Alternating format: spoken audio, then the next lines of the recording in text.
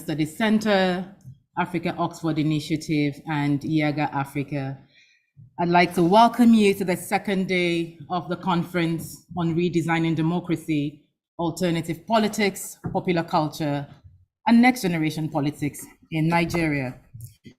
And what we're aiming for today is to explore ideas that speak to events of our current times, particularly the demand for alternative responses and approaches to politics. On the one hand, in the context of electoral politics, but on the other hand, looking at a more expansive way of how we think about politics, how we do politics, how we think about political spaces and actors. How do we capture other voices and players influencing the scene in various ways? So we thought to bring high politics in conversation with popular culture and see what emerges.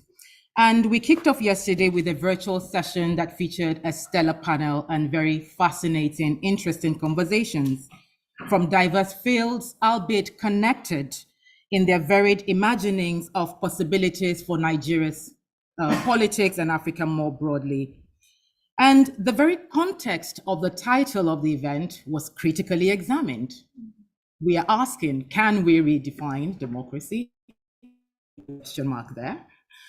Can we think about the ways in which popular culture and alternative spaces, or whatever these alternatives are, can influence the bigger picture?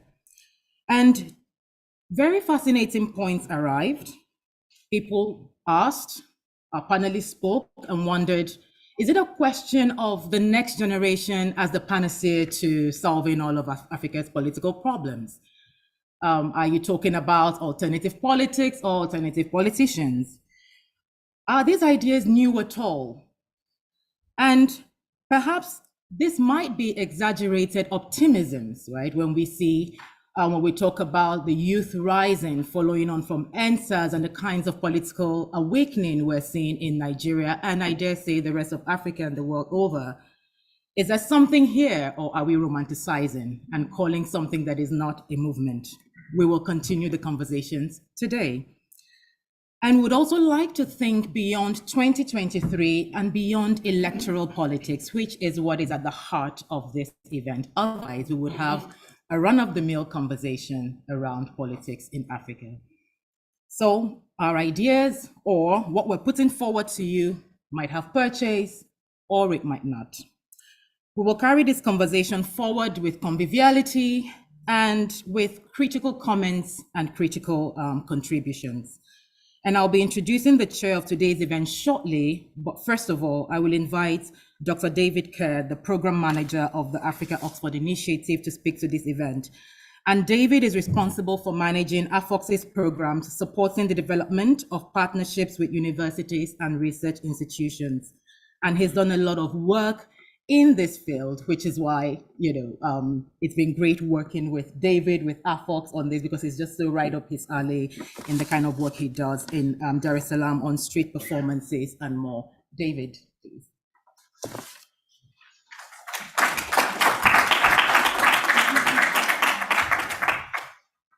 So Doris, thank you very much for the introduction. It's wonderful to be part of this event.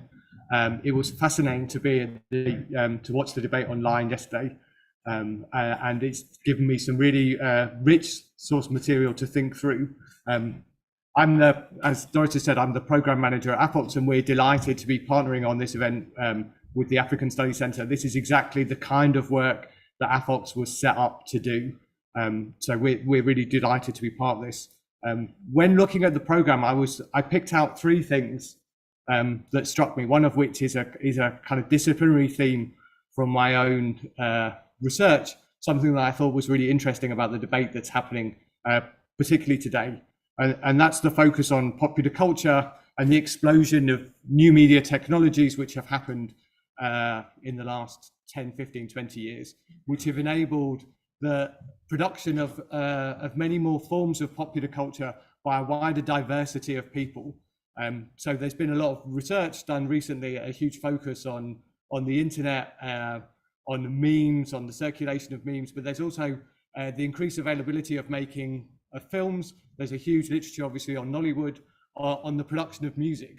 And so I think I really welcome this debate on what those new, in a sense, kind of democratic or democratized forms of cultural production, what they say to wider themes around democracy, elections, participation, what those voices say, and the sometimes slippery meaning of popular culture texts.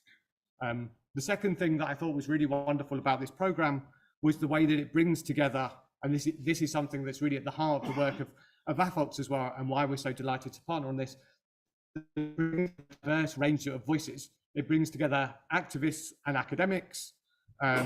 It brings together popular culture practitioners and politicians to debate with each other. And that, I think, is really critical. And the way that so much scholarship is moving is to have a diverse range of voices equally participating in the conversation, not segregated, not appearing only as quotations in our articles, but they're debating and discussing with us. And I think we saw a really wonderful example of that yesterday. And the third thing that I thought was really wonderful about the conversations that we've had with Doris, and that I think is really richly embedded in this program, is the way that it seeks to not exceptionalize the Nigerian case, not exceptionalize an African case, but raise some questions around democratic participation, popular culture, new politics, youth, that speak across the continent, and hence why Doris was kind enough to invite me to speak at this event, who by no means is an expert on Nigeria. All of my research has been done in Dar es Salaam in Tanzania. So I think this conversation is a really cross-continental conversation, but also a wider conversation that raises questions that are pertinent to all of us in all of the sites in which we sit and the places in which we work. I'm now going to hand over to Samson Itoro.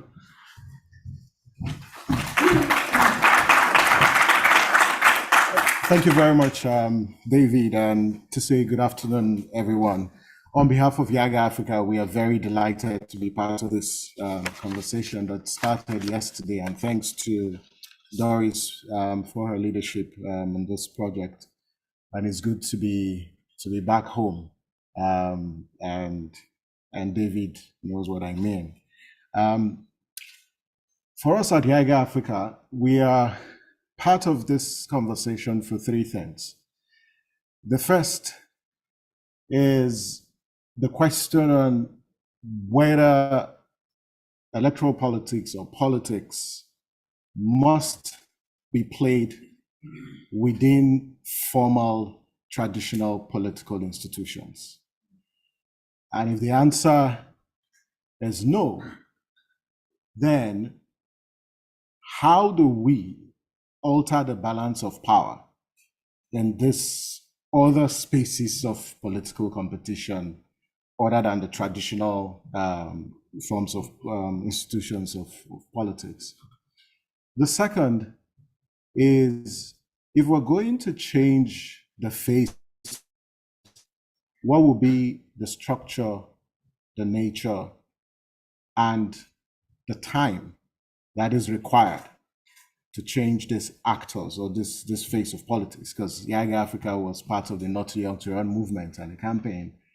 And as we see this exponential growth of citizens and young people redefining what politics means, for us, we're very keen in answering that question. And lastly is the fact that this is not just a conversation, it's one that should change and alter political configuration in different parts of our society. And so we're very delighted to be part of this, and we're so excited, and thanks to Miles and the Africa Center for making this really possible, but also to AFOX. And we look forward to the conversation for today, hoping that it would answer this question. It will provide us with a roadmap. But on the streets of Lagos today, young people protested just in memorial of the NSAS protest. The police still tear gassed them.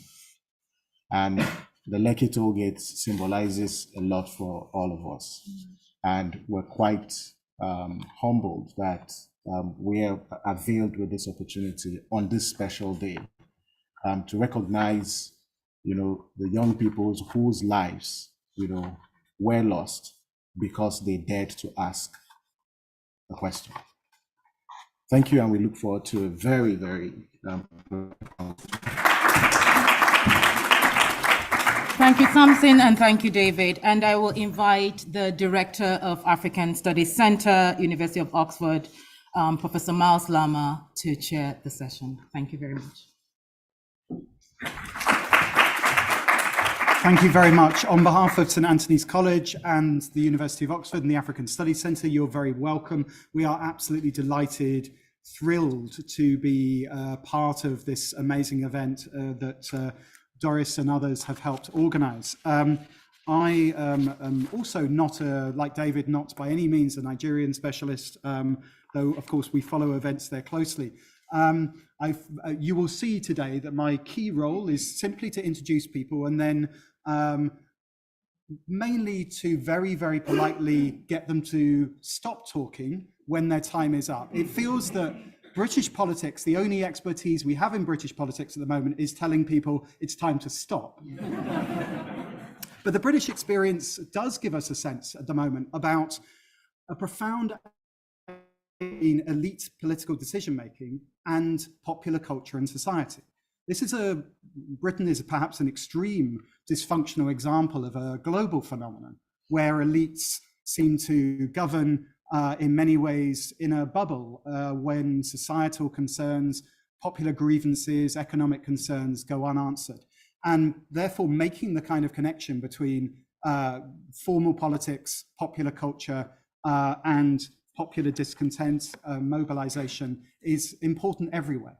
So I hope that today provides lesson learning, insights that is relevant specifically, of course, for Nigeria, but hopefully for Africa and the world beyond.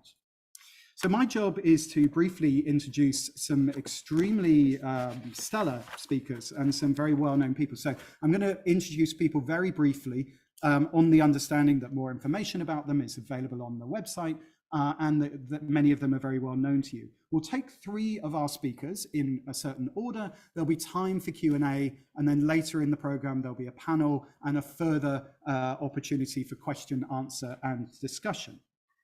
I'm delighted that our first speaker is Banky W. Of course, the multi-talented singer, songwriter, filmmaker, entrepreneur, philanthropist, and now politician. A music career that launched him into global fame and success, led to the establishment of a thriving record company, but also his philanthropic work with the Banky Wellington organization, continuing to support communities with basic amenities and provide scholarships. And he's jointly spearheaded, participated in transformative initiatives in social movements, and more recently forayed into official politics and is a 2023 electoral candidate for the House of Representatives in Nigeria. Banky, will you take the floor? You have 15 minutes. Over to you. Thank you. All right. Good evening, everyone. Good evening, everyone. Good evening. All right. Thank you so much for having me here. A big thank you to Doris and Samson and Oxford and everybody that was involved in the planning of this program. I am conscious of the time and that they've only given me about 3 hours to speak. so no, I'm kidding. But I think it's important for me to acknowledge the quality of the people in this room, the caliber of the people that are tuned in online, and the price of my tickets from Lagos to London. So I have to make this 15 minutes count. As Samson really pointed out, I think it's a good place to start by acknowledging that today marks exactly 2 years, the anniversary of the EndSARS protest. And as I need to put some thoughts together about what to talk about, I happened to tune into a friend's Instagram live in Lagos today. And there were some young people that gathered online. For those who don't know, there were some young people that gathered and said they were going to memorialize what happened on the 20th of October. And so they went back to the toll gates to protest peacefully, and to do the symbolic act of dropping coffins at one part of the toll gate, which was a lane that wasn't being used. Excuse me. Unfortunately, the police dispersed it with tear gas, and just kind of gauging the mood online, I saw almost the reopening of wounds, the reliving of trauma. I live in Lekki Phase 1, and on the night of October 20th, 2020, my wife and I could actually hear the gunshots going on, when the shooting erupted at the toll gate. And, honestly, I believe in the need to protest and in citizens' rights to protest, to peacefully protest again. And that is, the example of that is really the numerous protests that I've taken part in over the years. Honestly, I think amongst my colleagues, I've probably participated in more protests than just about anybody that I know in the past 15 years. So for the Nigerians in the room, you may remember Enough is Enough. You may remember Light Up Nigeria, Occupy Nigeria, Bring Back Our Girls, RSVP, and most recently NSAS. Most of the time I was either on the front line or in the WhatsApp group that planned it and organized it behind the scenes, or all of the above. And so I do believe in the need to protest, but I think that it is time for this generation to also acknowledge that while protests are important and raising awareness is very important, we have to be intentional about moving from protest to power. And if you are going to give my 10 minutes, 15 minutes speech a title, that's what it would be: From Protest to Power.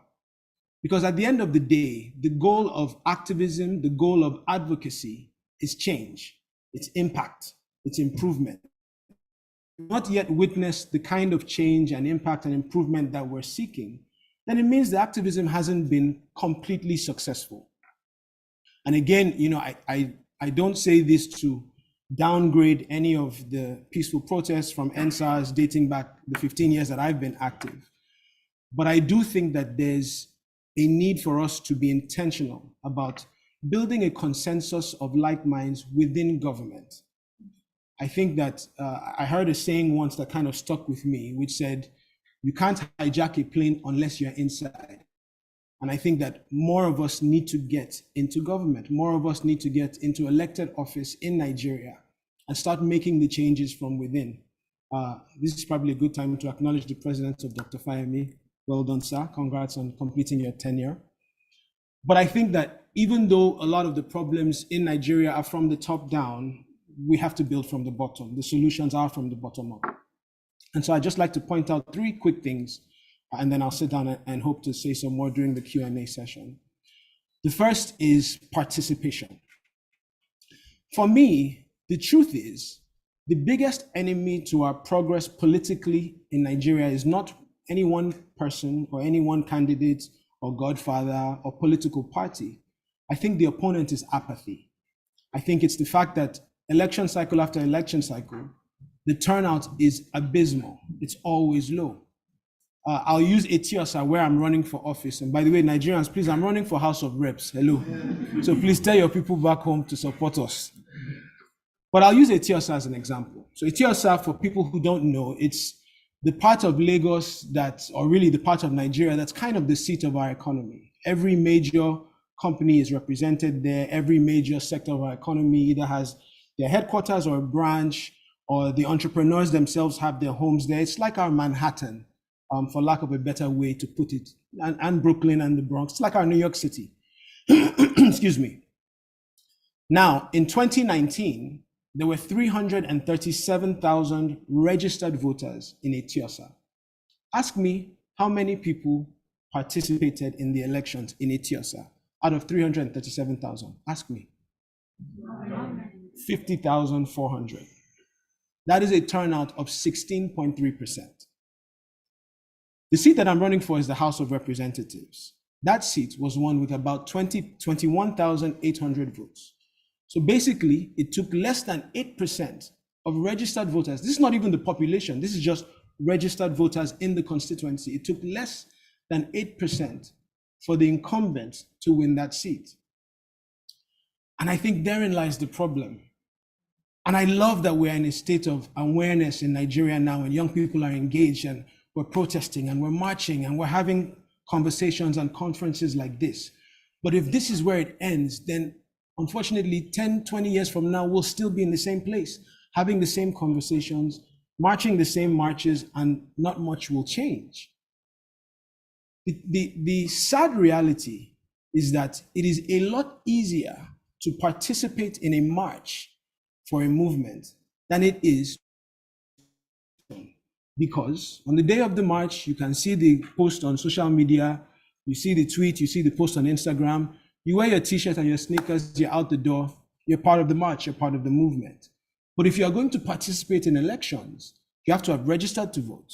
You have to have done your biometrics. You have to have gone to pick up your PVC, and then you have to show up on election day. And those are 4 distinct processes that take a level of commitment, a level of intentionality. And so politics and our elections are a marathon, they're not a sprint. But we like the sprints. We like the 100-yard dash. We like the Snapchat, the microwave dinner. Unfortunately, the big wheels of politics don't work that way. They're a big wheel. Big wheels do turn, but they turn slow. And they turn when enough people get behind that wheel to try and turn it in the right direction. And so for me, participation is the key. The first level is even registering to vote. The second level of participation is participating in politics by being a card-carrying member of a political party.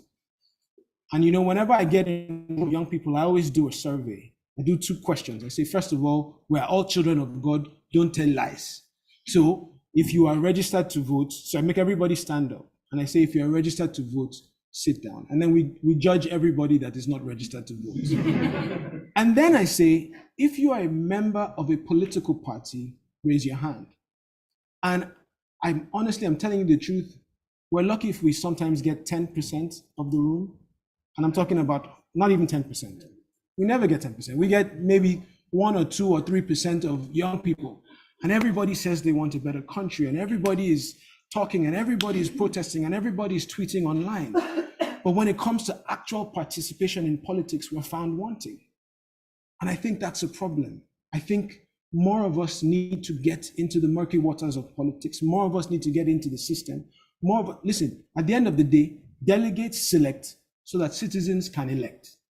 And if you don't start playing your role and getting a seat at the table of candidate selection, then you will always be frustrated with the process and the candidates that process puts in.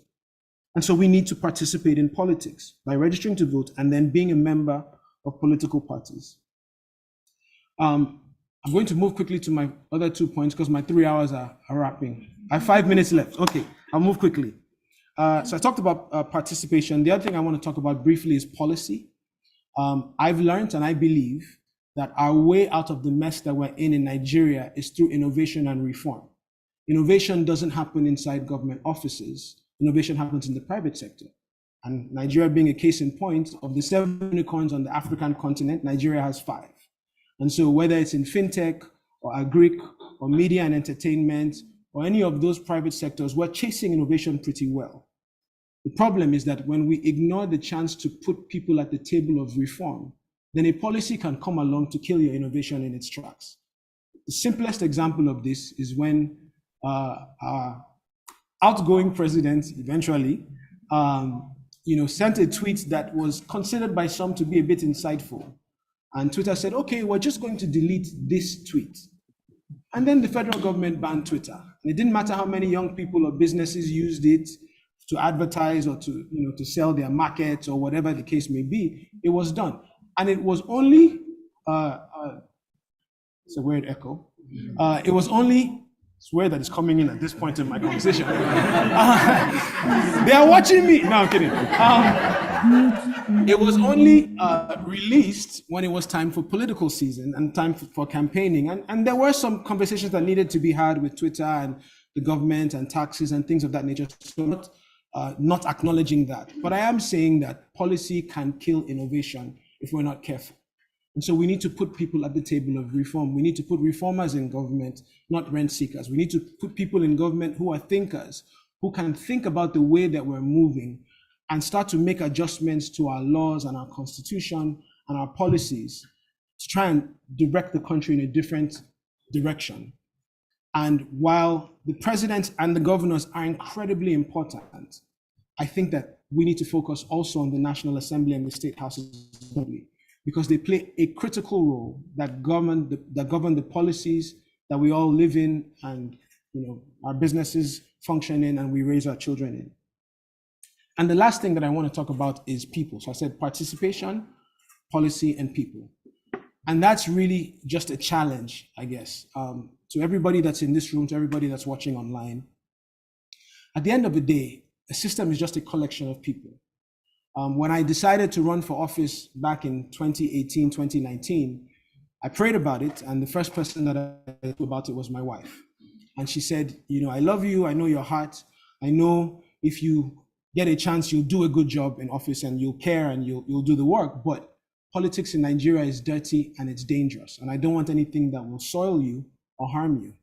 And I said, the truth is politics will always be dirty and dangerous if the good people, in quotes, always avoid it, if the good people sit out the process. And not every one of us will run for office. That's not everybody's calling. But every one of us can find someone to support with your time, with your talent, with treasure, with your platforms, with your networks, with your audience, with whatever you have to say. I think that's, for me, is the point, is people being intentional about participating in politics and making sure that we put the right people, getting a consensus of right-thinking people in government. And the more that we do that, then the more that the entire narrative of our country can change. And with these few points of mine, I hope I've been able to convince you. Thank you very much.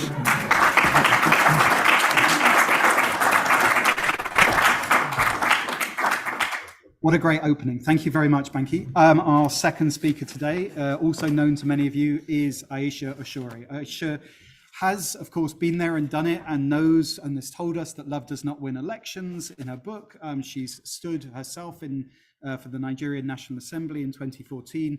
She has 20 years experience in the private, the development, the non-profit sectors, has consulted for the World Bank, the UN Children's Fund and other international organizations. And she's currently the director of the Executive Vice President's Office of the Open Society Foundation, a grant-making and advocacy organization, and her responsibilities there, straddle operations and grant-making, as well as the Ideas Workshop, a new initiative for investing in heterodox ideas, as well as her book. She holds degrees from the University of Lagos, from Harvard Law School and Harvard Kennedy School. I could go on, but let me instead hand to Aisha, and you're very welcome. Thank you for coming.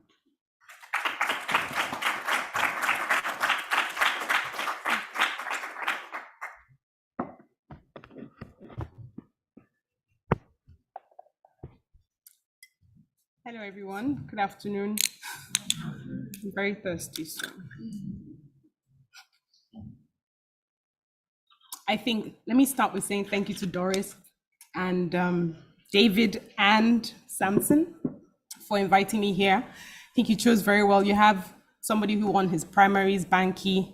You have somebody who actually has won elections, that's Dr. Fayemi. And then you have me, who didn't even win her primaries. So, so I was wondering, what would I have to say about politics that wouldn't sound like sour grapes? But I'll start with where I think we are right now in terms of our politics, look past a little bit and then work my way back into the future. Now, I think it's difficult to speak about alternative politics beyond political parties because, and I'm sure many have heard this before, we don't really have political parties in Nigeria. I'm taking the contrarian view that what we have are special purpose vehicles for capturing power. Now, these political parties are not necessarily rooted in ideology in a way that differentiates the policies that Banky talked about, the actions and rhetoric of the members.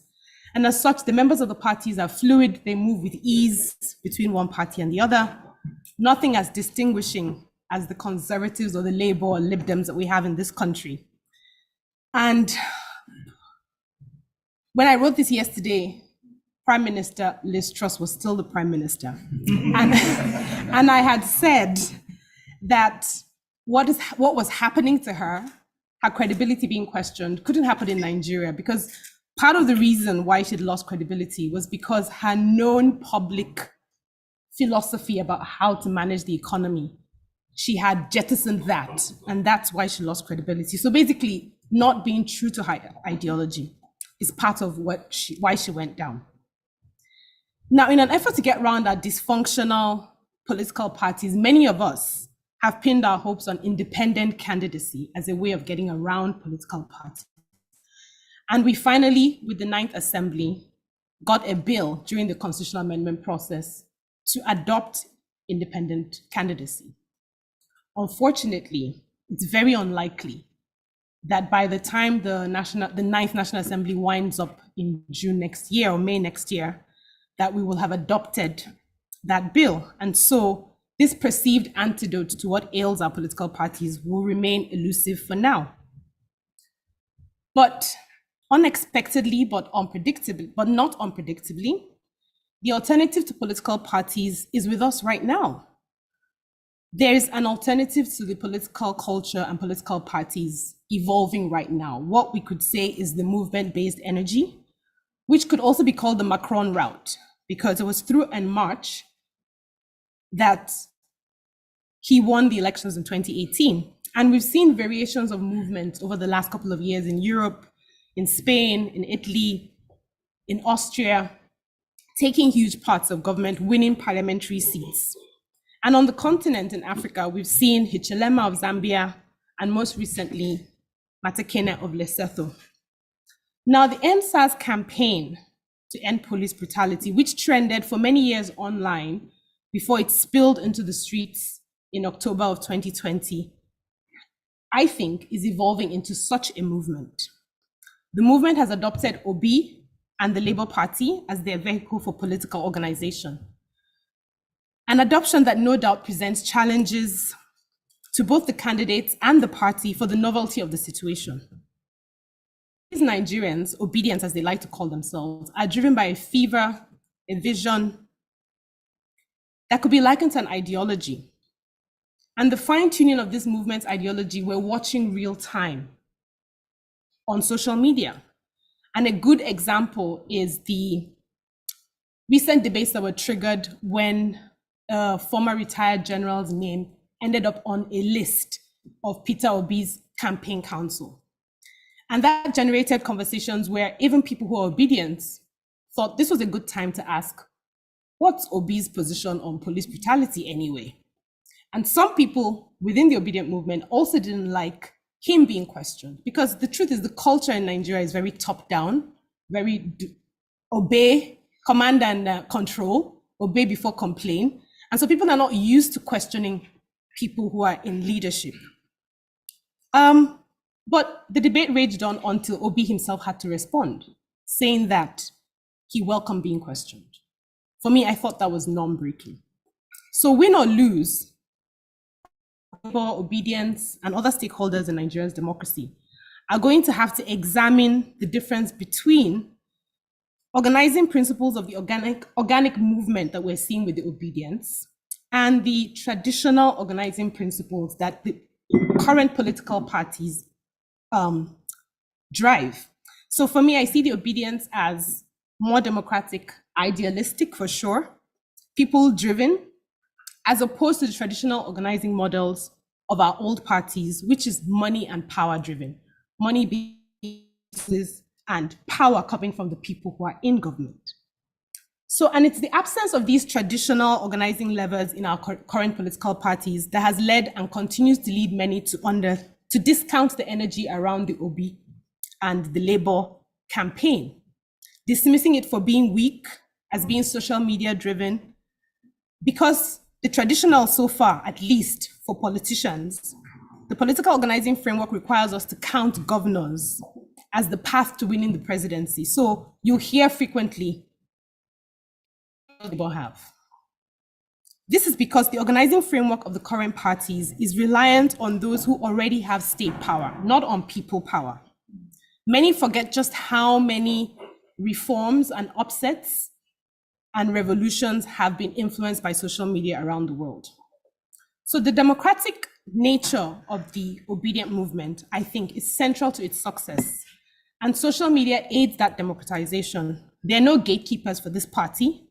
Nobody's keeping the party register under their armpit, as was my case. Love doesn't win elections. There are no unknowable party headquarters that you need to rely on word of mouth to find out. If you want to be a member of the obedient, you just jump right in. on social media. And this is unfathomable to our traditionalists. This lack of command and control looks like a weakness. But social media technology and these platforms have become a multifaceted tool that people can use for advocacy, for organizing, mobilizing, recruiting, amplifying your message. And Obedience, with their nationwide marches, have also proven that they have the energy to move from online to offline. But to be able to appreciate this movement, I think we also need to appreciate that we have a long history of protest that Banky spoke to when he talks about him being involved in movements for the last 15 years. So we've had histories from the ABBA women's movement to the ideologically driven student union activism of the 60s, the 70s, the 80s, the 90s, all the way to the end of the military rule. So in terms of looking back a little bit, between the First and the Second Republic, our parties were more organic, formed, yes, from ethnic representations and considerations, but with spirits of ideology. So you would say that the action group UPN was center-left, PRP, NEPU was socialist egalitarian, MPC and MPN conservative. All far from perfect, but there was still a certain discipline. But the reality, the real destruction of our politics began, I think, with Ibrahim Babangida, changing our relationship with parties. When parties moved away from being of the people and for the people to being of the state, starting with his NRC, SDP, the forced constitutions, managing the funding. And we moved from there to Abacha's 5 leprous fingers known as political parties, which were all lined up to adopt him until he died in 1997. And so I think that was the era that we lost this organic nature of forming our own associations without state power. And Babangida didn't only subvert our relationship with political parties, he subverted our relationship with civil society, with associations in general, and even our student union activism was not spared and still hasn't recovered. And then we came to the 1999 transition rule with PDP that was seen as the General's Party, IBB, OBJ, TY Danjuma, they were all in this party. And so it has remained till today that our political parties are wedded to power. Nothing really without this power. Which is why, as I mentioned earlier, when we're projecting on a candidate's path to winning elections, we count the governors they have. And we need to ask ourselves why we do that. But every system has its burial date. And the burial date for the current political parties is closer with the existence of the reality of NSAS and its current incarnation as the Obedience. And it might not end there. It probably will keep evolving beyond 2023. How well Labour will adapt, how well the other parties will adapt, how well we will adapt remains to be seen, but the genie is emerging from the bottle. And I'll wrap up now with just a sense of what the future could be, since we're talking about alternative politics and to alternative political parties. And I think we can't do without political parties. I think Banky hinted at it. But if we're talking about power, we still need the political parties, which is why I started with mentioning independent candidacy. But for now, the Nigerian constitution requires you to be a member of a political party before you can run for office. I think we need to continue to either join the parties, as Banky has done, as Dr. Fayemi did. So we either join the parties or we form more associations, join more movements, but we need to take the long-term view and we need to be ideological. And why do I say so? There's a sense from the 60s that the strength of communal pressure in Nigerian politics gives priority to welfare programs instead of industrial programs. And we're still there now. That's why we talk about stomach infrastructure. So for us to build an alternative, we need to move away from that thinking that the only path to engaging with people is through stomach infrastructure. Yes, it's risky. Yes, there'll be costs, but that's why the people in the party have come together to shape how they want to build on that ideology and practicalize it. So that's, for me, a key thing. a differentiating ideology, which we're beginning to see with the obedience. Now, I think we also need to build a new majority of Nigerians. That's the second point. The focus should not be, and I know this is probably very controversial, but the focus should not be on the bottom of the pyramid or the grassroots, as we like to call them. I think the focus should be on the young and idealistic, or the middle class, however we want to define ourselves, but those of us in this room, basically. And the upper class will go where the wind blows.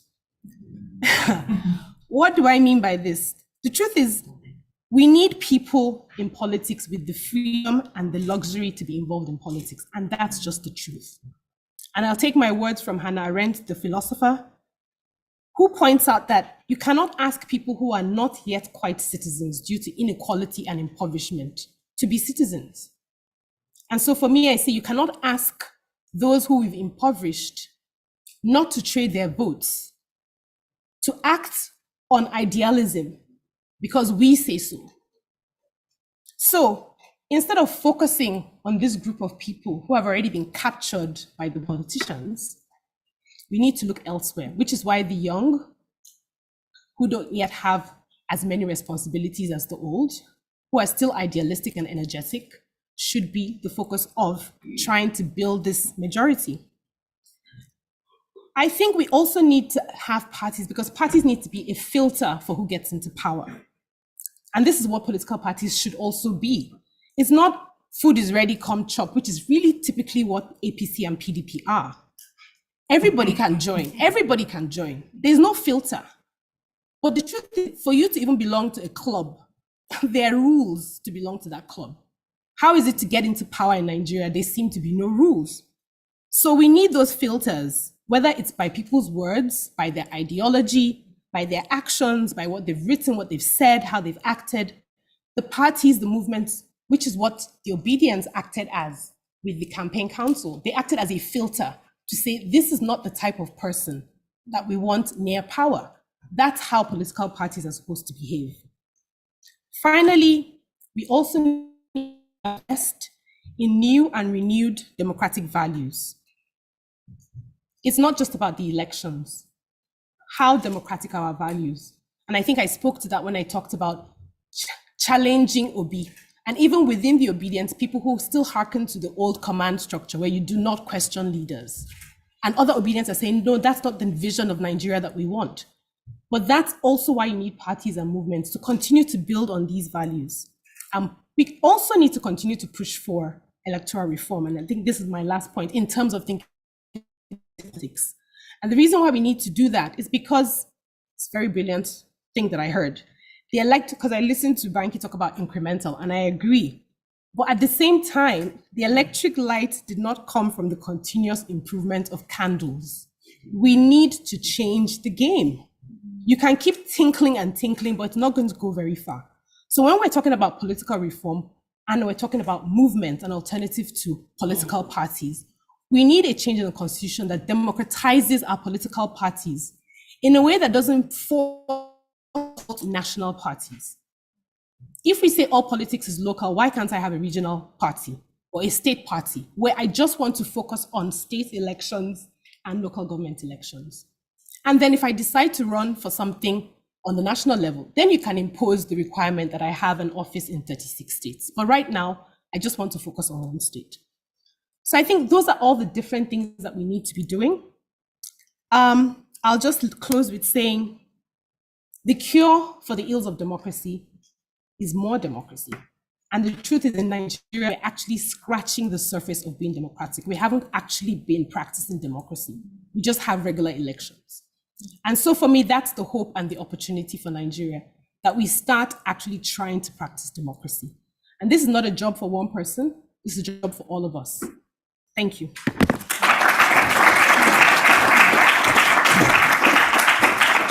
Aisha, thank you. Those of you who are studying, as some of you are, the Masters in African Studies in Oxford at the moment, are this week writing essays on the Aba Women's War of 1929, an event that is an inspiring piece of African history for all of us who work on this. And it's really good to have that experience and that sacrifice invoked nearly a century after those women's inspiring sacrifice.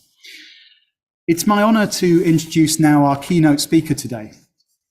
Dr. John Kayode Fayeme is the immediate, and literally the immediate, former governor of Ekiti State, who served first from 2010 to 2014, and more recently from 2018 to during his tenure as governor. He also served as chairman of the Nigeria Governors Forum. He was recently elected as president of the Forum of Governors of Regions and States in Africa. And he served previously as Minister of Mines and Steel Development in between those two terms. Dr. Fayeme is, of course, an accomplished politician and scholar. He holds degrees in history and international relations and a doctorate in war studies from King's College London. And his research and policy development initiatives range from natural resource governance, democratization, constitutionalism, security sector governance, and many more. And I'm not going to list his academic public policy engagements, both in Nigeria and abroad. He's lectured around the world. He's advised on these themes: transnational justice, regional integration, security sector reform, civil military relations, to various governments and international bodies. And he's the author, of course, of many books, including Unfinished Greatness, Envisaging a New Nigeria. Dr. Fayeme will speak to us for 30 minutes on the subject Alternative Politics, Political Alternatives and Innovative Social Change in Nigeria. Sir, you're very welcome.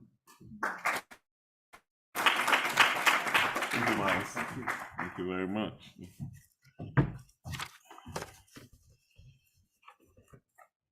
Thank you. Let me also join Banky and Aisha in thanking the organizers for inviting me to this very important conversation. It's literally my first substantive engagement out of office.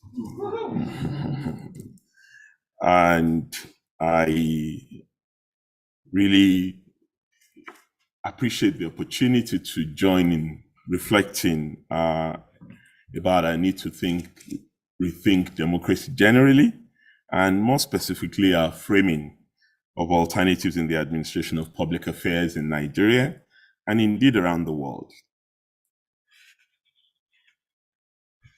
My point of departure really is to suggest that while there is no doubt that alternatives are a necessary and even an inevitable component of any living political system, it is important that as scholars and practitioners, we strive also at all times to demystify them from the excessive air of drama and circumstance in which they tend to be wrapped in some discourses.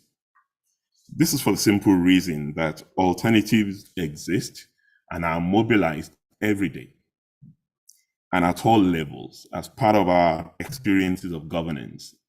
In other words, alternatives, understood generally as encompassing forward-looking vision and practice that depart from a dominant but problematic and uncontested norm, are an integral part of everyday politics and indeed all spheres of human endeavor.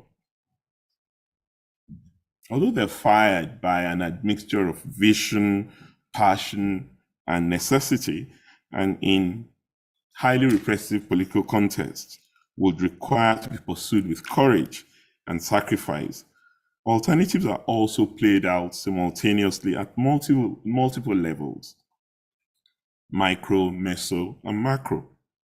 Additionally, they're carried by different actors, big and small, formal and informal, domestic and external.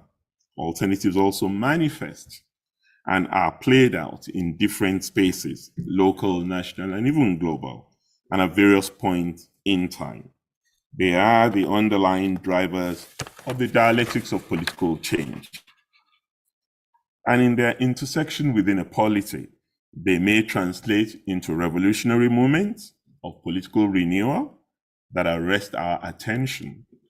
However, in most instances, I think they are also pursued stealthily or silently, with no less significant consequences for overall governance.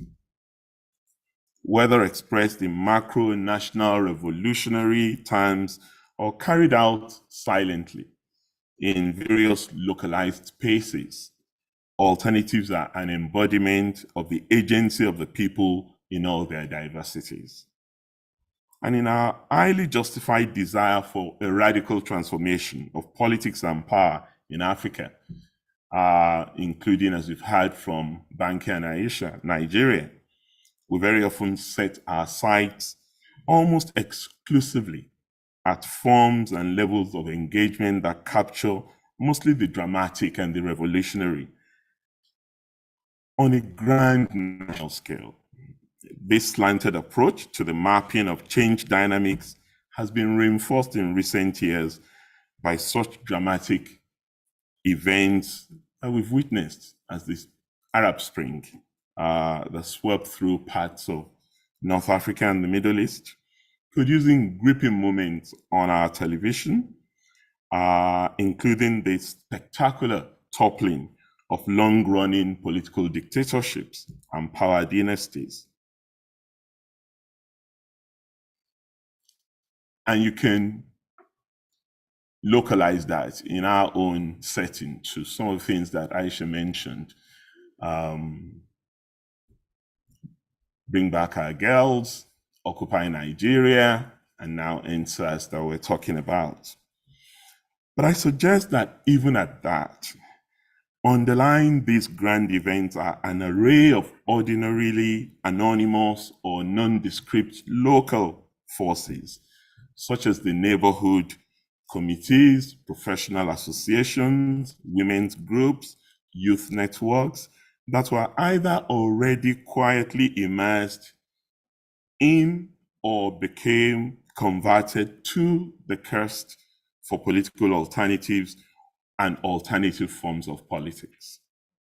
If the quest for alternatives is integral to everyday life and everyday politics, rather than only expressing or manifesting itself in dramatic moments of revolutionary change, then it seems to me that the strategic approaches we take to governance and the questions we ask must necessarily be different. This was a key consideration that fired my own imagination in the 90s as we Nigerians pondered the issue of how best to overcome prolonged scourge of military rule that had become a threat to national cohesion and continuity, apart from its many other failings. And for me personally, as a civil society, social movement activist at the time, that period was crunch time on how best to carry forward a struggle that had successfully hobbled continued military rule and opened up real prospects for a return to civilian rule and elected government. Many of the Nigerians and students of Nigeria here will know that our country has a rich history of social movement. Again, Aisha referred to that, with an impressive record of resistance against oppressive policies and rulership. However, there was always an historic challenge that faced the movement: how to convert resistance into power with which to push the alternatives around which militants were mobilized. And I think that's the thrust of Banky's statement earlier. The same challenge was posed in the lead up to the birth of this Fourth Republic, a social movement that was strong and organized enough to make a change in national governance impossible to avoid, but not powerful enough to impose its alternative as a viable path for the country to follow. In part, this problem was reflective of the conception of change in the ranks of the movement as a totalizing process that needed to happen on a macro-national and pan-Nigerian scale at the same time and all at once. But let me quickly forestall a misunderstanding. Collective pan-Nigerian territorial change of the kind that will overturn a history of socioeconomic underdevelopment and governance underperformance remains the historic duty of all those who seek the rebirth of our country and continent in unity, justice, peace, progress, and security. However, achieving this goal did not require an indefinite wait for the day when like-minded actors across the country will be able to create the national movement and momentum to translate opposition and resistance into national power. Whilst the search for such a national change process was going on, it made eminent sense to seek to promote alternatives in various other sites where we could effectively already begin to make a difference.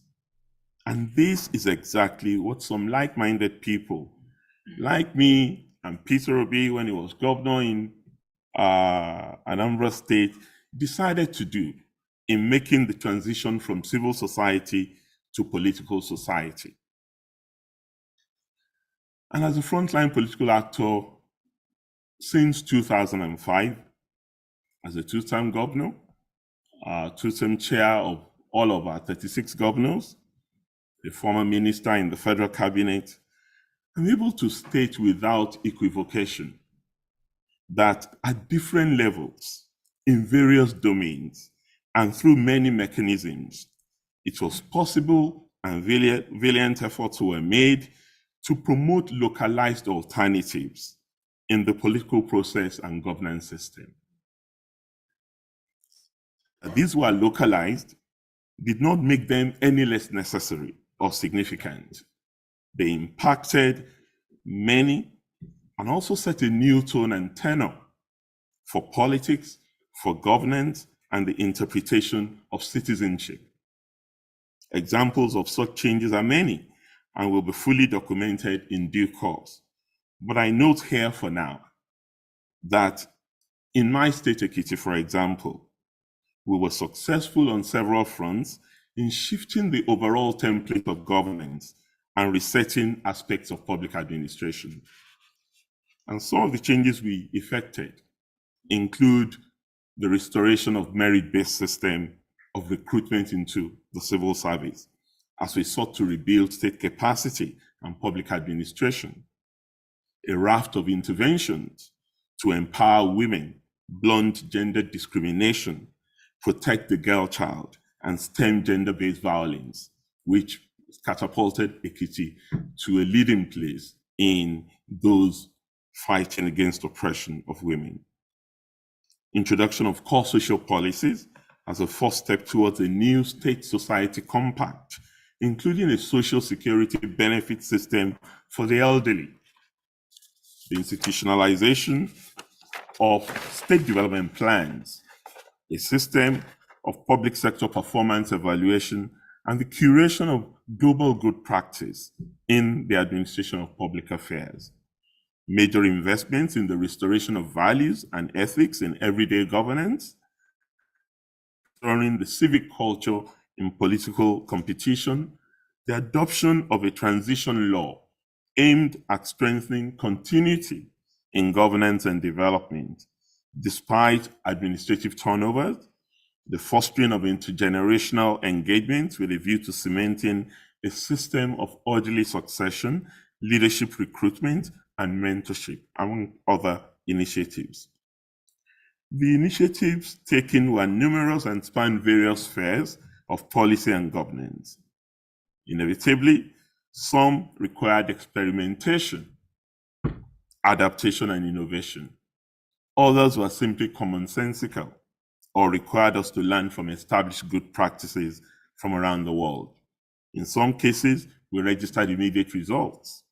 In others, expected results were slower in coming on account of ossified cultures that needed to be dissolved. Yet others are still work in progress, even as I have left office. In all cases, though, they allowed us domains, sectors, and areas as part of an overall strategy of change and progress to demonstrate the feasibility of political alternatives and to practice alternative politics. Both endeavors were not without their challenges. Doing things, anything at all, differently ruffles feathers, high and low.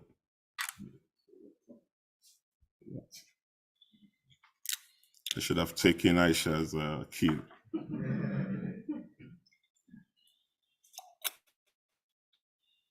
Many a stakeholder may be more invested in instant results as opposed to medium to long-term outcomes.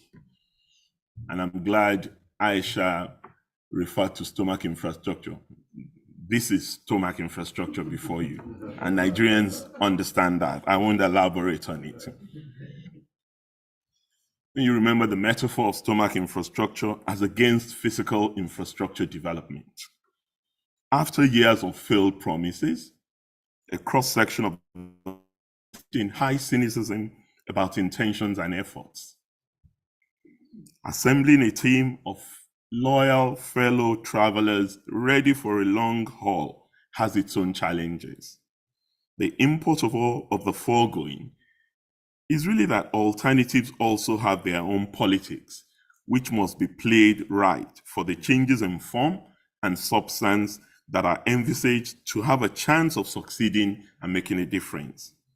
This fact immediately broaches upon the question of the strategy of that is adopted in a context in which the harvest is plentiful, but the laborers are not only few, but even the ones available are poorly equipped and motivated. Banki's survey in his regular meetings depicts that, and that's the picture across the board. The will-be change maker is therefore also immediately confronted with critical issues of timing, phasing, and sequencing in the quest to drive an agenda of alternatives in policy, politics, and praxis. I suggest that one of the difficulties that will-be change makers have had to deal with in the period since birth of Nigeria's Fourth Republic centers inter alia on the problem of timing, phasing, and sequencing. I argue also that the politics of alternatives at any and every level requires alliance and coalition building to undergird change processes. Furthermore, it would be foolhardy to assume that a ready-made and willing constituency for alternatives is in place in spite of the impression often created on social media. When crunch time arrives and the demands of change begin to be felt, the herd very often disperses amidst the crisis of expectations. Political and civic education must therefore go hand in hand with policies and so that alternatives can find enduring anchorage in an organic constituency. For even under the best of circumstances, active citizenship will need to be mobilized on an ongoing basis in order to sustain alternatives that negate established practices rooted in cronyism, maladministration, and various abuses that we've seen in our governance experience. In contextualizing alternatives, therefore, it would be remiss of me not to make a few remarks on something that occupied the bulk of Aisha's contribution. It would be remiss of me not to make a few remarks on what is now being described as alternative politics or the third force in Nigeria's contemporary electoral politics, since I'm supposed to be one of those Neanderthals in the traditional in the traditional political space in Nigeria, forgetting that I sit at the intersection of academy, activism, and partisan politics in Nigeria. The present context of electoral politics in Nigeria is dominated by citizens who are, for many reasons, and Aisha also highlighted that, for many reasons disillusioned with mainstream political parties, which they blame squarely for not delivering democracy dividends. And in that frustration, not a few, particularly in the younger age bracket, have embraced my friend and brother Peter Obi, who is the presidential candidate of the Labour Party, a hitherto fringe party established by the trade unions, as the candidate of alternative politics. The extent to which what is happening in the Labour Party can be described as alternative politics is, of course, open to debate. In my own well-considered estimation, as a political scientist now, not as a politician, and considering all things, the Peter Obi phenomenon and all that is happening in Labour Party are actually being played out within the framework of an established national political status quo that is primarily, if not solely, dedicated to competing for political power with others in the field. However, if alternative politics must be taken as a wholesale reform of our political system, and we're interested in the codification of a system of alternative politics that is consensual and developmental, then perhaps the argument to put forward as a first step is that our electoral system may need to be re-engineered away from the current majoritarian winner-takes-all model. Indeed, whichever political party wins the 2023 general elections, one can readily predict it is going to be a close race. Imagining a race in which the eventual winner scales through with a 50.5% of the vote, just as we recently witnessed in Kenya. It does not require a seer to predict that such an outcome is unlikely to enhance stability of the polity, let alone allow the militants of alternatives to thrive in our search for national rebirth. My sojourn in politics so far convinces me that any strategy for building sustainable democracy in a plural and divided society such as Nigeria must place a heavy premium on electoral systems that will promote accommodation and inclusivity as a way of ensuring that the fractures and fractions that obstruct national change-making are blunted and dislodged. In the age of populism, elections help shape broader norms of political behavior, and we are already witnessing centrifugal, interethnic, and interreligious tensions as we move towards the 2023 election in Nigeria. That is why, as a first step, since we are unlikely to see any change in electoral reform before the election, I do agree with Aisha that nothing is likely to happen till this assembly leaves office. It will therefore help. National unity government is the eventual product of this election, one that is consensus-driven with a clearly agreed agenda for broad-ranging reformation and transformation. This is especially so if the outcome of the election is not overwhelmingly definitive. This is why I honestly see the debate about political alternatives and alternative politics a superfluous one. Important as they are, the institutions of direct state power and electoralism are just the tip of the iceberg in the democratization complex.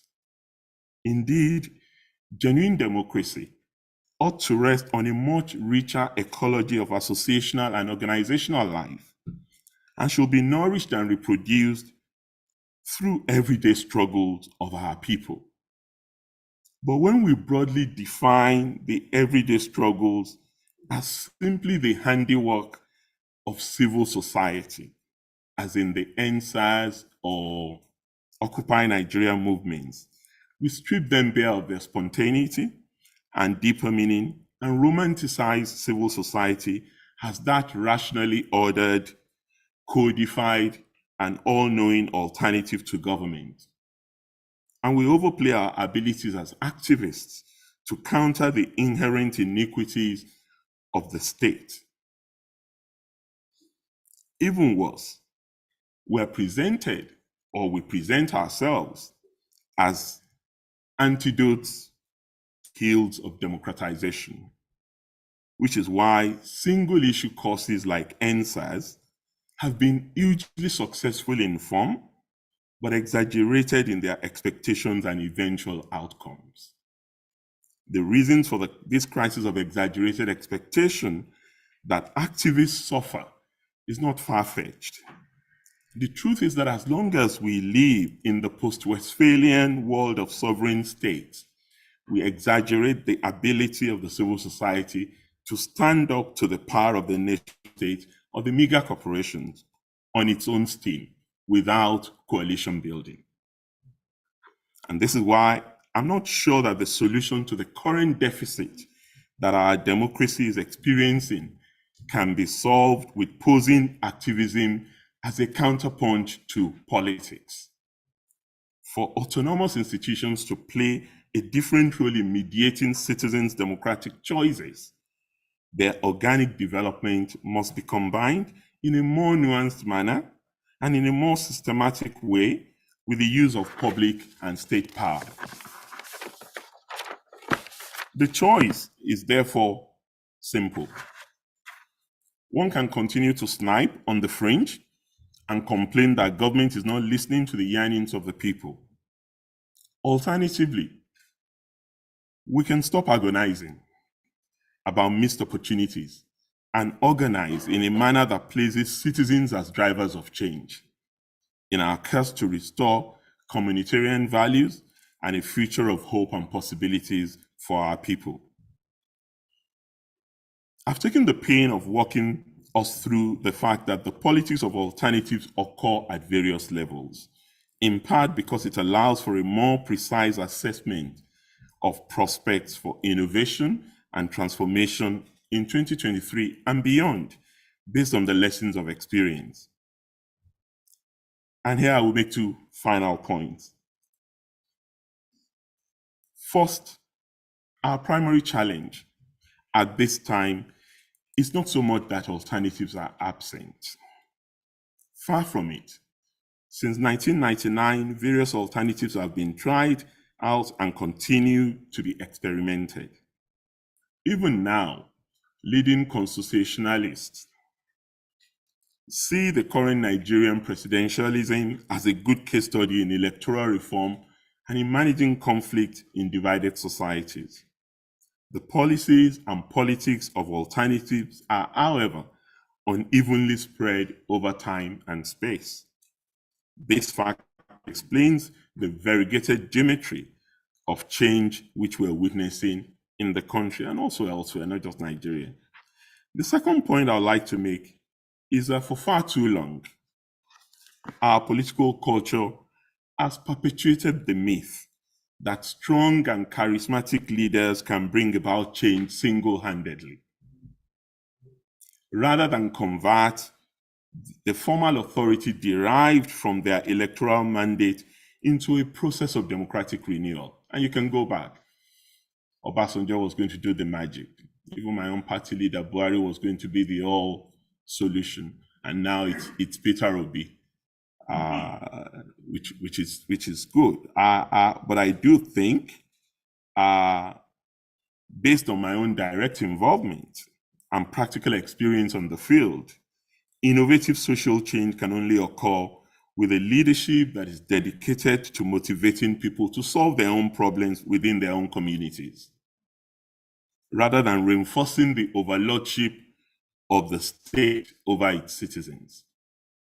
The main challenge of political leadership in this context, therefore, is to reconnect democratic choices with our people's day-to-day experience and to extend democratic principles to everyday situation in citizens' communities and their constituencies. Considering where we are today in Nigeria, it is my proposition that the next big challenge, which history beckons on us all to respond to, is how these dispersed sites and actors of the alternatives, whether in the NSAS movement or in the labor union or even inside political parties, because we must not make the mistake of having the impression that even inside traditional political parties, the position is monolithic. There are there are change agents inside traditional political parties who are fighting some of the ills of our democracy that we are all complaining about. So to suggest even remotely that those change agents must not be encouraged to gain control of such political parties will be an error of judgment on our part. So we must look for all those actors of alternatives and find a way to meaningfully unite and forge them into a national movement of enduring change in which Nigerians across different geographies can recognize themselves. My colleagues and I did in Ekiti, under my overall stewardship, had its place and will continue to remain relevant. Similar efforts as we deployed in Ekiti are being deployed across the country, and they're going on with varying levels of success. These efforts will need to be united as part of that broad leadership consensus for national rebirth. Doing so will require its own politics and a visionary type of leadership that is able to rise above faction and fraction to project a new national imagination. Thank you for listening.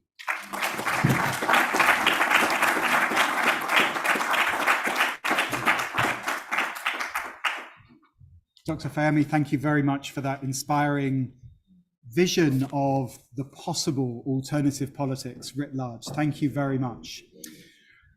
Ladies and gentlemen, we now move to a brief question and answer session where you can pose your questions to Dr. Fayemi, but also Aisha and Banki as well.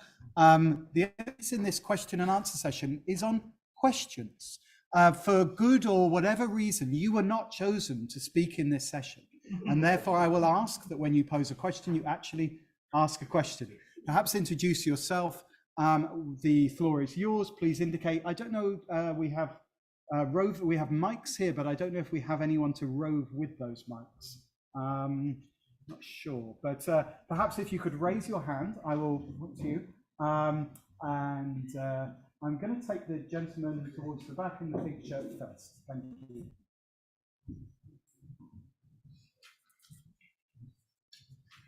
Thank you, Samson.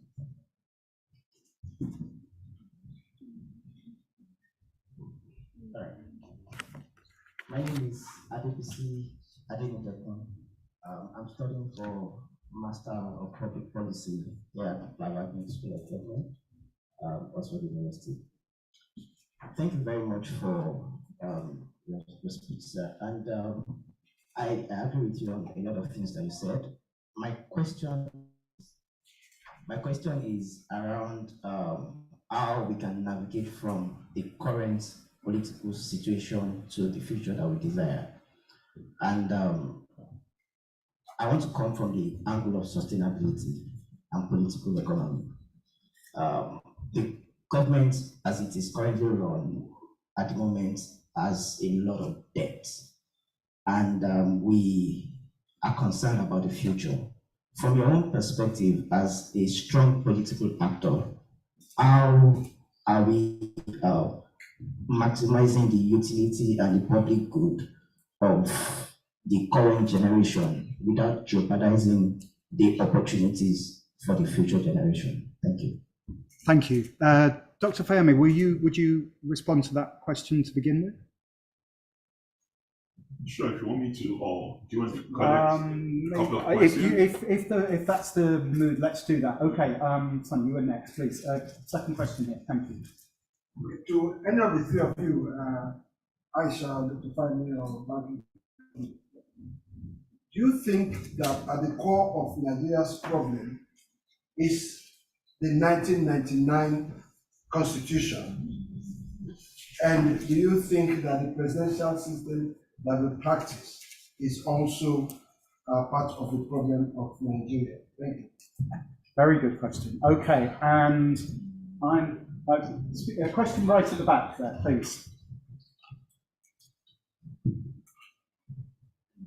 Hi, I'm Samira, an African Studies student. My question is particularly to Aisha. I want to know whether her experiences she wrote in her book, Love Doesn't Win Elections, gave her another alternative of looking at Nigerian politics. I think let's take those three. So, Dr. Fehmi, will you respond first, please? Okay.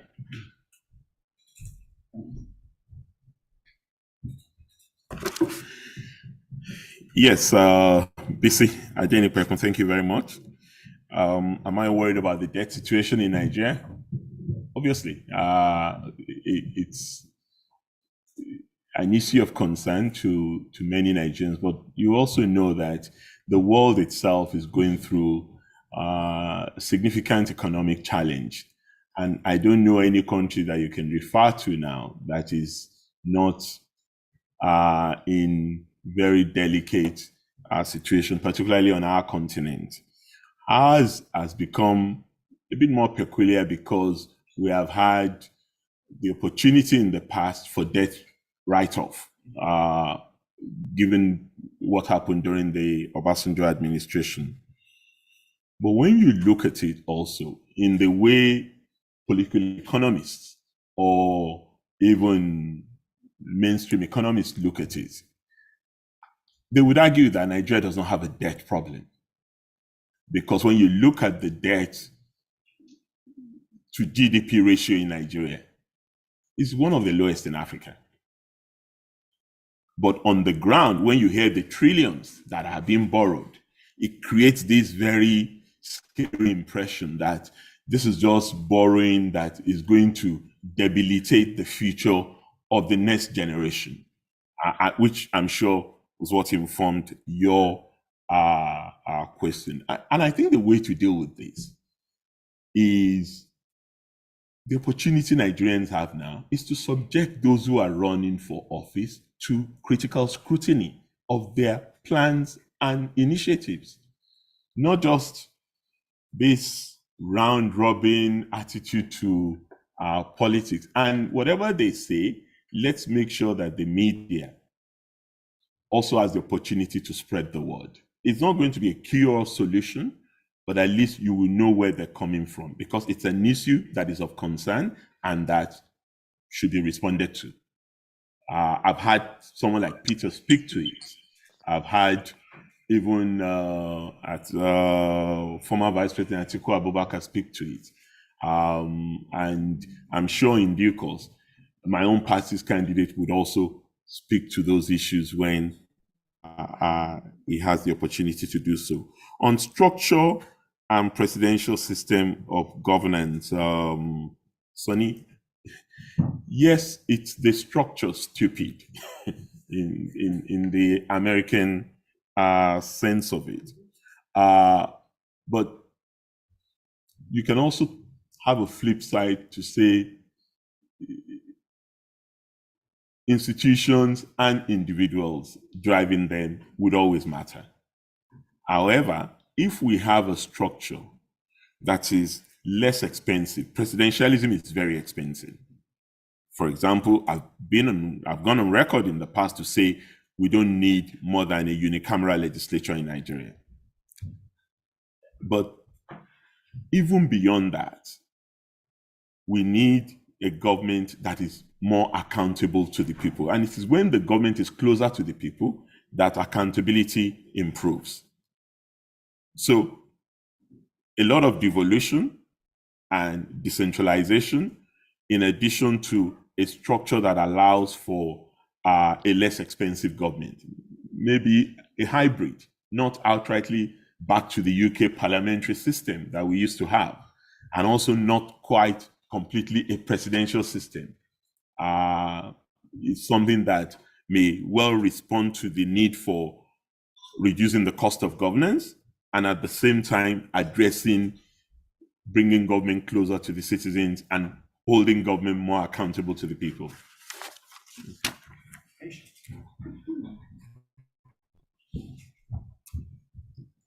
Thanks, Samira, for your question. And to be honest, I thought that I'd already implicitly answered that question. But yes, I do. My experience running for the primaries definitely made me think about politics in a completely different way. It was a real education for me. And I think what I'll say is what was shocking to me, not knowing, not having been part of any political party, as Banky said, until that time, 2014, was how faulty our political parties are as a leadership recruitment tool. So basically, the political parties is all we have to recruit people into government in elected positions, and it's very faulty. For those of you who are students here, you had to go through a rigorous process to be selected, and a competitive one. But in Nigeria, the political process, the emergence of people through the primaries doesn't entail for that type of scrutiny. And that was what was the most shocking thing to me, and it still remains shocking that it remains that way. Thank you. I'll just what Dr. Fayemi said to Mr. Sani. I think government needs to be more accountable. And specifically to your question about the Constitution, I think that the Constitution is a flawed document, but it's not a final one. I think that, however, the opportunity to reform it hangs on who we allow to sit at the table to have those discussions. And that, for me, is what drives my focus on the National Assembly and then also to the State Houses of Assembly. I think that we ignore those bodies because they are tasked with the responsibility of having those debates and those discussions.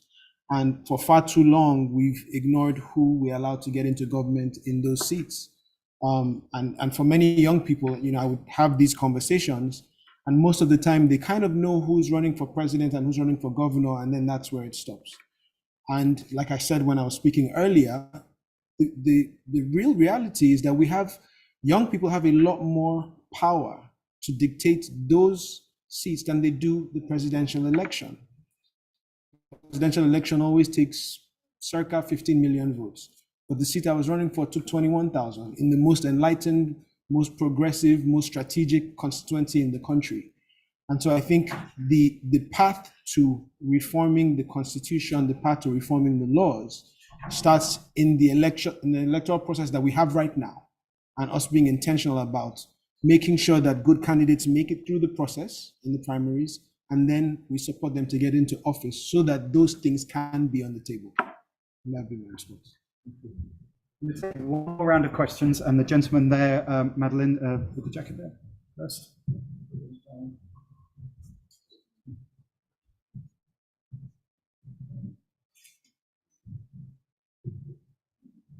All right, okay, so thank you for the opportunity. Nanki, I probably think you may pass that out again. Okay, so my question goes directly to you. My name is Emmanuel Uzim. I'm studying the MS in Energy Systems.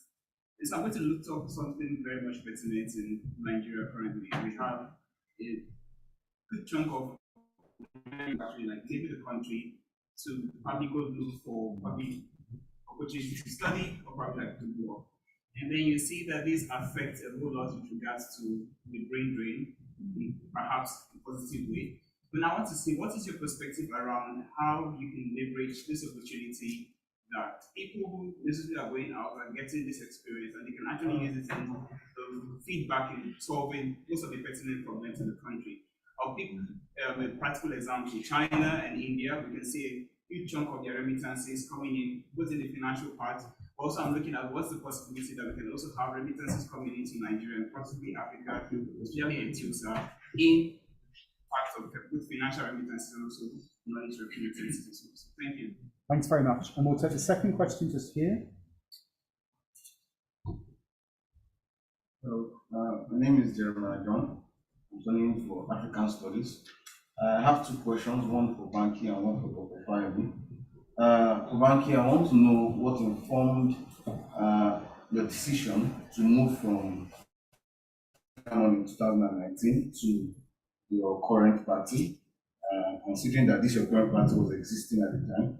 And then second question to Dr. Fayemi is, you mentioned in answering the question you were asked earlier that we should investigate the policies and the positions of people who are running for power. What if we find ourselves in a situation where these candidates kind of insulate themselves from being asked questions like the party's candidate? Thanks. Two very clear, quick questions. Lisa there, thanks. My question is for Banky. I found your presentation quite interesting because it echoes some of the challenges that I face, that we face in our own context in Zambia. So it's either there's always too little democracy or there's too much democracy. So you mentioned that there's apathy during periods of elections and people don't show up to vote and they don't express themselves and they don't participate. But on the other hand as well, there's the issue of whether people are afraid to participate because maybe there's politics of intimidation and witch hunting. You can talk, you can speak, but there's no freedom after you have spoken. So people would rather stay away. And then there's still much democracy in the sense that people want to protest against the existing systems of governance. But at the same time, you say that we need to protest with intention. So now I'm wondering, is it an issue of too much democracy or is it too little democracy? And in your alternative brand of politics, how are you going to address that situation? Thanks. And the final question in this round, the gentleman there. Hi, good evening, everyone. My question is for Dr. Fahimi. Would you say that the idea of godfatherism politics, where certain people believe that government is a right of their own and their family and who they dictate to, is one of the biggest hindrances of redesigning democracy in Nigeria? And if so, would you agree with supporting people that think that government is their birthright and they can, pick and choose who goes where? That's my question. Thank you. Wonderful. Thank you. I'll ask you to respond first. Okay. Thank you. So the first question from Emmanuel, who talked about young people leaving the country. I think that it's very important, as you have done, to acknowledge that the sad reality for many Nigerian young people today is that you survive Nigeria long enough before you get to escape it. And so people are leaving, to Canada, to the UK, whether it's for an education or just a shot at a better life. So there is a brain drain happening, but I still think that there's the majority of young people that are still stuck behind. And even though everybody who is given that opportunity probably would take it, I think there still lies a responsibility on those of us who remain. The responsibility to change the narrative of the country lies squarely on our shoulders. Now, you talked about the remittances. The diaspora of Nigeria is remitting huge amounts. I don't have the exact figures, but they are remitting huge amounts. God bless you. 20 something billion. So I think that those remittances are already happening. What needs to then happen is intentionality in that group of people playing a role in our politics. So I don't see why we cannot make it an agenda of the assembly that is to come to say our citizens abroad should be able to participate in our elections. They should have a voice. And these are things that can be on the table if you put reformers. And so for me, the challenge would be to those who are stuck in the diaspora, how can you play a critical role on supporting running for office to make sure that those people are speaking on things that matter to you and then holding them accountable. The world is so much smaller with social media now and the internet. You can hold candidates accountable to the promises that they make. And so I think for me, that's the key, is the diaspora. You're already sending money back home anyway. Now, involve yourself in the conversation and hold people accountable to make sure that they open the door or build a bridge for more of the diaspora to be involved in our politics. The second question from Jeremiah John about why I moved parties. So simply put, I was on a party called Modern Democratic Party in 2019, and it was not a party, it was just two crazy young people. I was running in Etiosa, my friend BK was the chairman of the party, he was running in Ondo State. That was it. It was just, me, my friends in Lagos, him, his friends in Ondo State. There was no structure, there was no backing. In fact, the signatories for the party, we didn't even see them after they signed, so it was literally just, and again, I declared my intention to run 3 months to election day, which is completely insane. Please don't do it if you ever are faced with that choice. But for me, I think, it was important at that time to even just plant the seed, stick my foot in the water, and that's what you can do as a young person, is just say, hey, we're going to try this thing and we're going to put together a proof of concept. And that's what we did. Now, post 2019, INEC actually deregistered the majority of our political parties, including the party that we had. So the parties no longer existed. So it wasn't abandoning a party and going to a different one. We didn't have a party anymore. And one thing that I learned in the 2019 elections is that we must engage with Nigeria where it is, not where we want it to be. And this is where Nigeria is. And so if I was serious about impact being the goal and change being the goal and getting into government to do good being my goal, then I had to look at the landscape in Lagos and say, where can I fight for what I want to fight for? Where can I stand for what I stand for? Where can I push the agenda that myself and the young people and my constituency and my community folk believe in? And for me in Lagos, it made sense for me to make the decision that I did to join the PDP. You know, they welcomed me with open arms. And one of the things they told me, and this is going to the question that Aziz asked, one of the things they told me was, this is a democratic place. So we like you, but we cannot impose you on your constituency. Go back to your ward and do the work. Because if those people don't support you in the primaries, then your ambition is dead. And for me, that's actually what I wanted. I wanted the right to serve, to earn the right to lead, to earn the right to table solutions in government. I didn't want a situation where I would have to go and prostrate somewhere and that person would impose me on my constituency. And that's why I made the decision that I made politically, and I'm glad that I did. And by God's grace, somebody say amen. Amen. We will win our election in 2023. Thank you. Don't worry, Banky. Yes,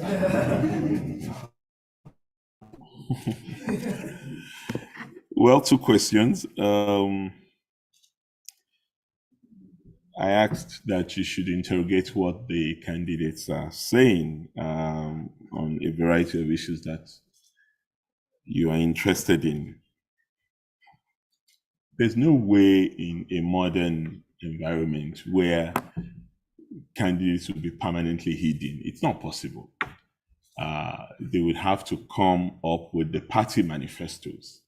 So you would have a duty to scrutinize the manifestos, and then there'll be several engagements. I believe part of the reasons why some candidates are not very forthcoming with engaging now is that they don't want to burn out.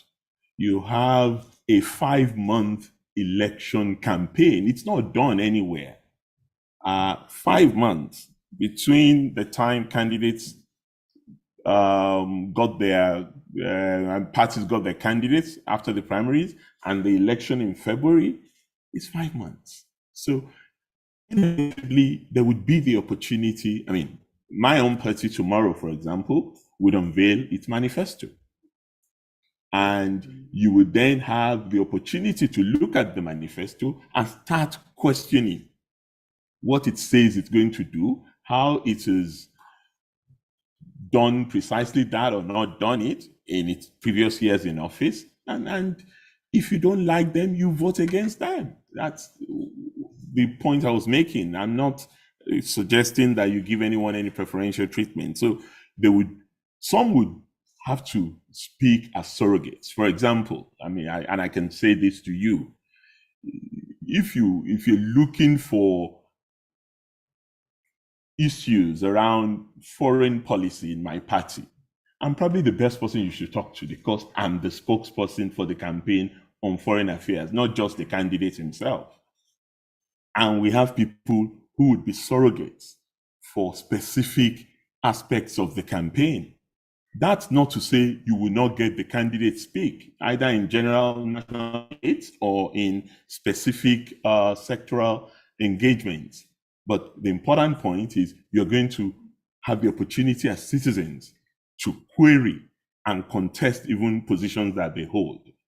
On the second question about, this is a very common point that we talk about, godfatherism in politics. Frankly, it's a glib terminology for influence. And influence is part and parcel of politics anywhere in the world. you're not going to get a seat into the House of Commons, even here, if you don't have someone who is pushing your case in that particular constituency. It may not be blatant, it may not be about, no, until that person comes, we will not declare this seat vacant. No, but you would always have people who are influential. I mean, I came into politics from civil society. When I came into politics in 2005, I came pretty much like Aisha.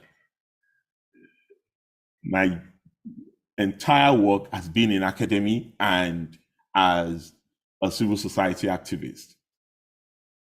But that was known in the constituency where I contested. Everybody knew that I ran Radio Kudirat. I was involved in the National Democratic Coalition and the resistance against the military. And that gave me a pedestal, not my involvement in local politics. And they wanted to associate with me on account of that. So if you don't have that, then you really need to go down, as Banky says, not exaggerating your importance. You need to go down to the word and start doing things with them. They call it brown bag in Western politics. You may need to do some of those locally too, to gain a foothold. But most importantly, you need to let them get a sense of what you're going to do to make their lives better. And that is what will give you an advantage ultimately. And don't expect that it is automatically in your first race that you necessarily become victorious. Be ready for the long haul. It's a marathon, it's not a sprint. And I'm glad that Banky is not giving up. I hope Aisha will come back to run anytime soon. And talking of which, in this session, we're going to give the last word to Aisha. Oh, thank you, Professor Miles. Just to say that the question on whether the 1999 Constitution and whether we need to move to the parliamentary system, it's an interesting one, and both Dr. Fayemi and Banky have answered it, but I just wanted to add that it's not just so much the laws that will make a difference. And yes, the 1999 Constitution is faulty, and it's typically the 1979 Constitution, which was faulty then and still faulty now. But it's us. It's just, we can keep moving from, we had parliamentary and it fell apart and we moved, and now when president is not working, we want to move again. We need to change our orientation. In terms of thinking about democracy, we need to build soft norms that are outside electoral laws and even outside constitutional laws. The US had soft norms, for example, second terms. Second terms were not codified for hundreds of years, until FDR ran again, and then they had the 22nd Amendment. So we can have soft norms of behavior that we, as whether we're in PDP, APC, Labour, all agree to, that these are things we will not do. That is not acceptable, for example, to remove a sitting CJN, just never done. And it could be something that is bipartisan or multi-partisan. Everybody agrees that this is a bad thing to do. We will not do it. We don't have enough of those norms. And I think it's a function of what we did to our history education. It's a function of what we did to our social studies education. But those are all opportunities for us to sort of rebuild a new democratic Nigeria. So before we focus too much on laws, soft norms, behavior is a way to go. Thank you.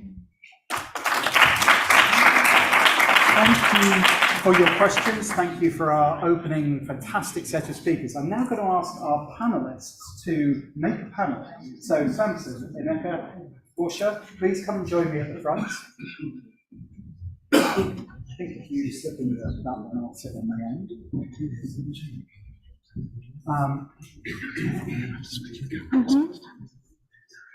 So we're going to have a panel now, which is going to answer the question, is Nigeria ready for alternatives? And we are going to ask you to help with that. But first of all, we're going to hear from our remaining three speakers today, starting with Sam Jackson, who we obviously already met. And many of you know he's a community organizer, a development practitioner with a decade or more of experience in constitution, governance reform, human rights, elections, and he is the executive director of Yaga Africa, and convener of the Not Too Young to Run movement. Some great today, but I want to give you the time to address this question. Please give us your thoughts. Well, thanks. Development practitioner with a decade or more of experience in constitution, governance reform, human rights, elections, and he is the executive director of Yaga Africa, and convener of the Not Too Young.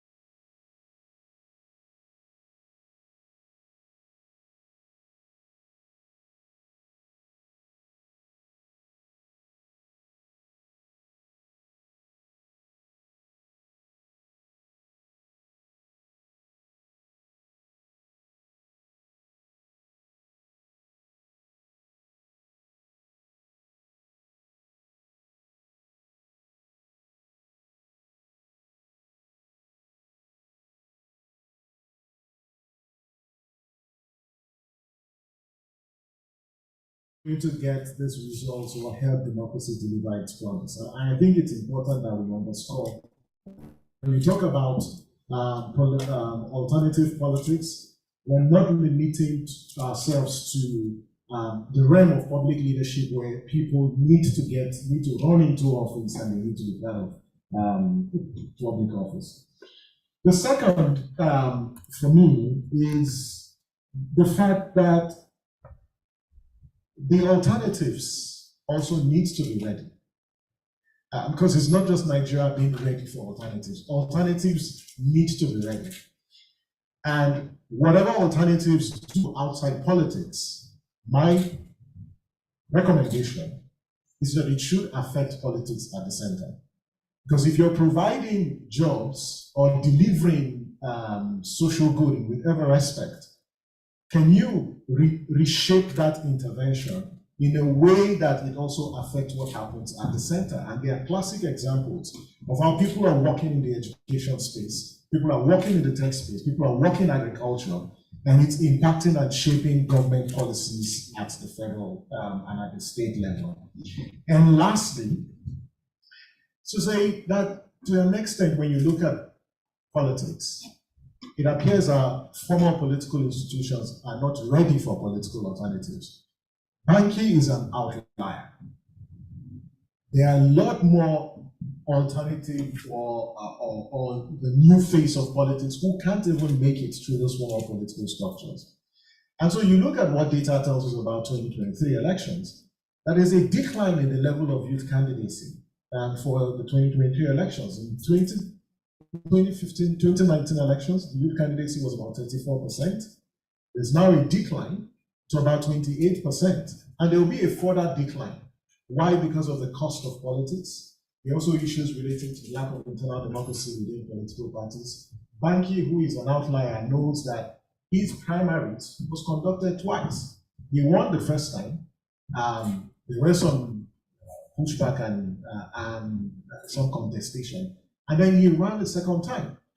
So to that extent, the political formations are not ready for alternatives.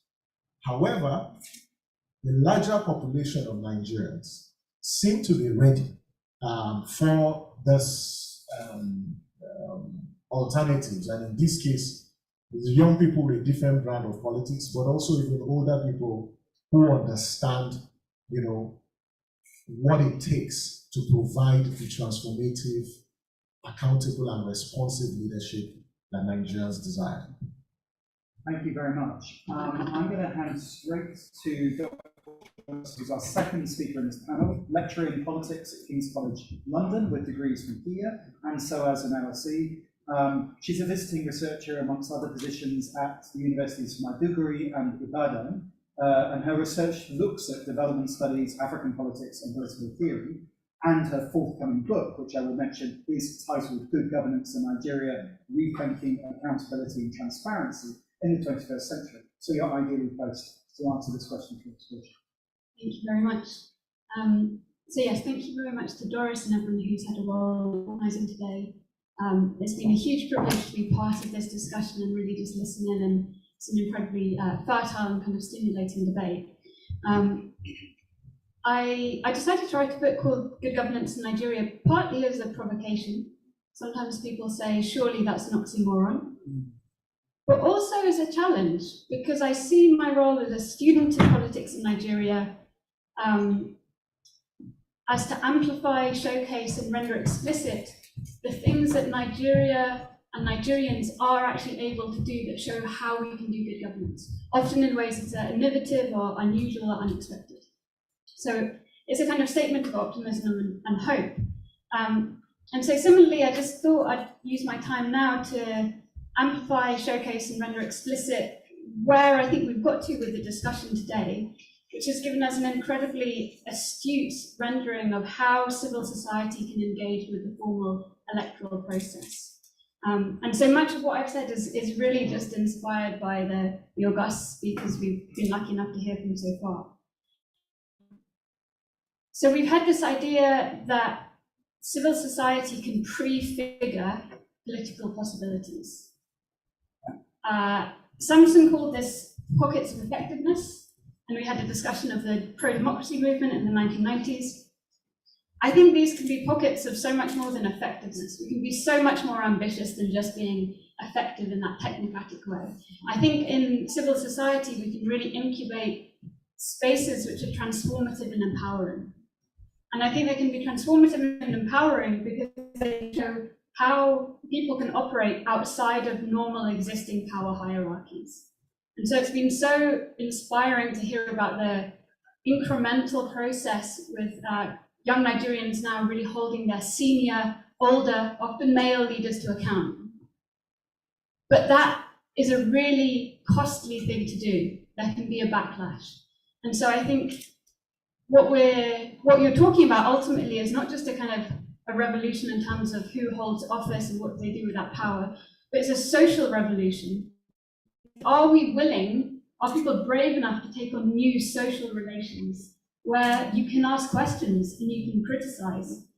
And I think these spaces in civil society, in student unions, in spaces like this, can prefigure that ability to take that risk, ask the question, and actually have a network of people who are committed to saying, no, we're brave enough, we're courageous enough to actually hold people to account.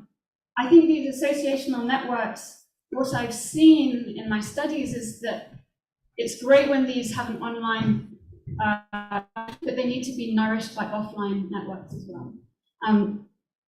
Briefly talking about my own country, Liz Truss and the libertarian right, they are really, really good at this. So they know that if you want to have networks that are strong enough to carry you into government, you need to have dinner together. You need to talk together. You need to read things together and talk about it. You need to build those interpersonal connections that will last you a lifetime. Because the libertarian right have been playing a long game since the 1970s, and it's just about carrying them into this. So I think associational networks, like what we're seeing here, like a lot of these kind of different organizations represented today, the stronger and more nourishing you can make them, the better. And then finally, I think we've heard a lot about coalition building. And so the thing about social revolution is it's going to have winners and it's going to have losers. And so you need to find a way of how do you link together the people who stand to win from challenging existing social relations and existing power hierarchies. And then you need to be realistic that the losers are going to push back. And so you need to be strategic. Which of the losers are you going to try and incorporate into your coalitions and say, you know what, you're going to lose this, but you're going to win this, or you're going to be safe. And which of the losers do you just need to take on and be kind of brave enough to confront? So I think that's the challenge. I think there's been a great, my one point I came with saying before I had any of this discussion today was alternatives don't mean novelty. They mean looking for the positive anomalies that already exist. And I think we've got so many options to choose from and options to build on here today that I think it's a really optimistic position. Thank you very much. Wonderful. Our third speaker in this panel, Chukwuemeka Nwangeli. He is an official rising star. He's a Rhodes Scholar. He studies, is a doctoral candidate in engineering science here in Oxford. He's the president of the University of Oxford Africa Society, and as well as innovative work in smart technologies for clean energy, he engages in social development, providing academic and professional mentorship to African youth for the next generation. So there's a generational shift in our focus. Yes. Thank you so much, and thanks everyone for coming out and listening to the potential for Nigeria's democratic transition. Mine is a very simple one. Like you mentioned, I'm very keen on innovation and change. That's why I always struggle with things like established structures and normatives and ways of doing things. So basically, I kind of structured out what I wanted to say is what is the past that we have seen, and I'm going to talk from my own personal experience. What's the present as we're seeing it today, and what's the potential future? So I've been so concerned about Nigeria as a country, and I remembered once asking my dad, why did people like you not get involved in politics, even from your local community? Because his cousin was the local government chairman at the time. And he's my uncle, but I can say he was a thug, because they sponsored a lot of crisis within the community. And my dad told me something that was quite profound. He said at their time in 1999, because of all the military coups and all the takeovers in government, some people who thought they were technocrats did not want to venture into politics. And the implication of that was very simple. It meant that the quality of people at the helms of affairs was very, very low. And that's going to lead me to my next point. I'm a very strong believer in the fact that every system is simply a sum or an average of its parts. And you can see this play out in Nigeria's politics every day. I would like to challenge some of the speakers, especially Dr. Fayemi, on some things you said, like we should expect to hear from the candidates in the coming months. We should hold them accountable, and yet you are here, and we've not really heard much about how you held them accountable, given your proximity to power. And for me, these are some of the things that we shouldn't really gloss over. The fact that we are here, and I really liked what Aisha said about the middle class being the next focus of what we are supposed to be interrogating. Now, the fact that we are seated right here, and again, kudos to Samson and Yaga Africa, things like the Not Too Young to Run bill were absolutely amazing. But then still at the aftermath of that was the decline in youth participation in politics. Now, what is the reason for that? The presidential form was sold for 100 million naira. Now, how was that possible when even if you look at the salaries of governors for the entire tenure, they shouldn't be able to have enough savings to buy that form? So the implication of that is that there's corruption that is seated at the height of those parties, and no one is asking any questions. Yet we have very beautiful documents, very beautiful policy roadmaps, and yet no one is asking the first questions from the first principle. And I think that's the problem of the present as we are having it today. And I'm not a politician, but these are the things that we see. And it's very interesting again, which is what's going to lead me to my conversation about the future. Smart technology is really taking the space. Banky alluded to the fact earlier of how the federal government banned Twitter in Nigeria at some point. I don't know what conversations were had within the Federal Executive Council, but the honest truth is that the opinion on the streets was that the government wanted to silence the people. Because this is simply to express themselves. So how do we talk about the freedom of information, and yet we are telling people do not talk?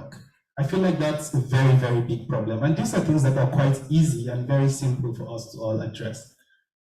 In terms of what I kind of see going into the future for Nigeria's politics, obviously there's going to be a change. And again, Banky, I will just touch a bit on what you said earlier about low participation of people in politics. Now, the reason is very simple. We have no options to choose from. Now, in 2019, I volunteered myself to be kind of an ad hoc staff for INEC. I went to this local government office. I drove there at like 9 p.m. because they told us we have to be there before the next morning. I stayed out there. There was no facility for us to sleep or anything. So I was basically out in the cold. Just imagine a stadium, and I was sitting there beaten by mosquitoes and all sorts of animals. And then at 3 a.m. in the morning, we got the announcement that the election was cancelled.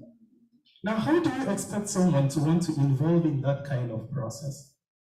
And this is what is going to, again, like, want to push about potential, ways that we can go in the future. Now, things are very simple. Nigeria has been blessed with a lot of innovation that we are even yet to tap into 1%. Nigeria is a country where every, matured person has a BVN number, which is one of the most powerful social security numbers you can have anywhere in the world. Now, tell me why you have a BVN number and you still need to do a PVC registration. You need to go out, do thumbprints, go out, take your PVC, go out, vote, and all of that. It's just redundant processes. Now, at the expense of that, these people have to go and work, they have to open their shops, they have to, fend for their families. And mind you, an average Nigerian who's working and earning minimum wage is probably earning less than $100 a month. According to Maslow's hierarchy of needs, you first need to address physiological challenges and then safety, which is pretty much where Nigeria is at the moment, before you begin to talk of ideology and actualization and all of that. And for me, those are some of the simple things that some of us in this room should begin to interrogate. How do we really move this system away from what it is, which is very bureaucratic, very redundant, and try to push it into something that is a bit more dynamic and innovative? Thank you. Thanks to all three of our speakers. I know you have questions, comments, and things to say. We have, however, a special additional guest joining us online. I hope this is going to work.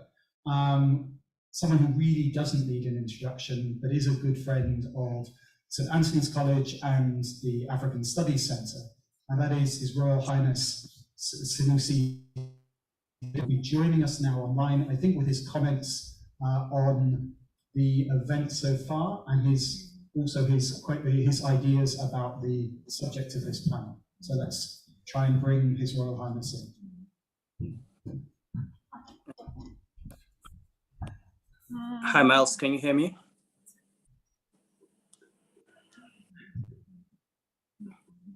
Hello? Hello?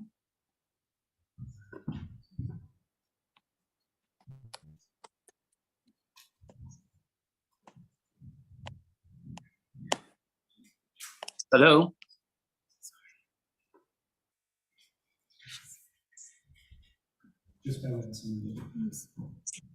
Hello, Miles, can you hear me?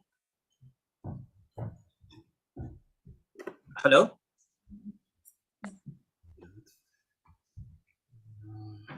Can you hear me?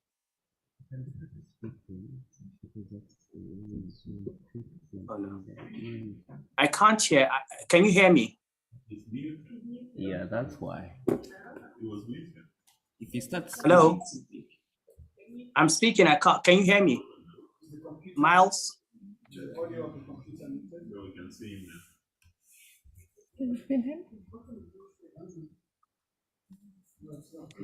It's no longer muted. Yeah. This is strange. Hello? Hello? Right, Excellency, thank you for joining us. Hello, Miles, can you hear me? Yes, we can hear you fine. Please go ahead.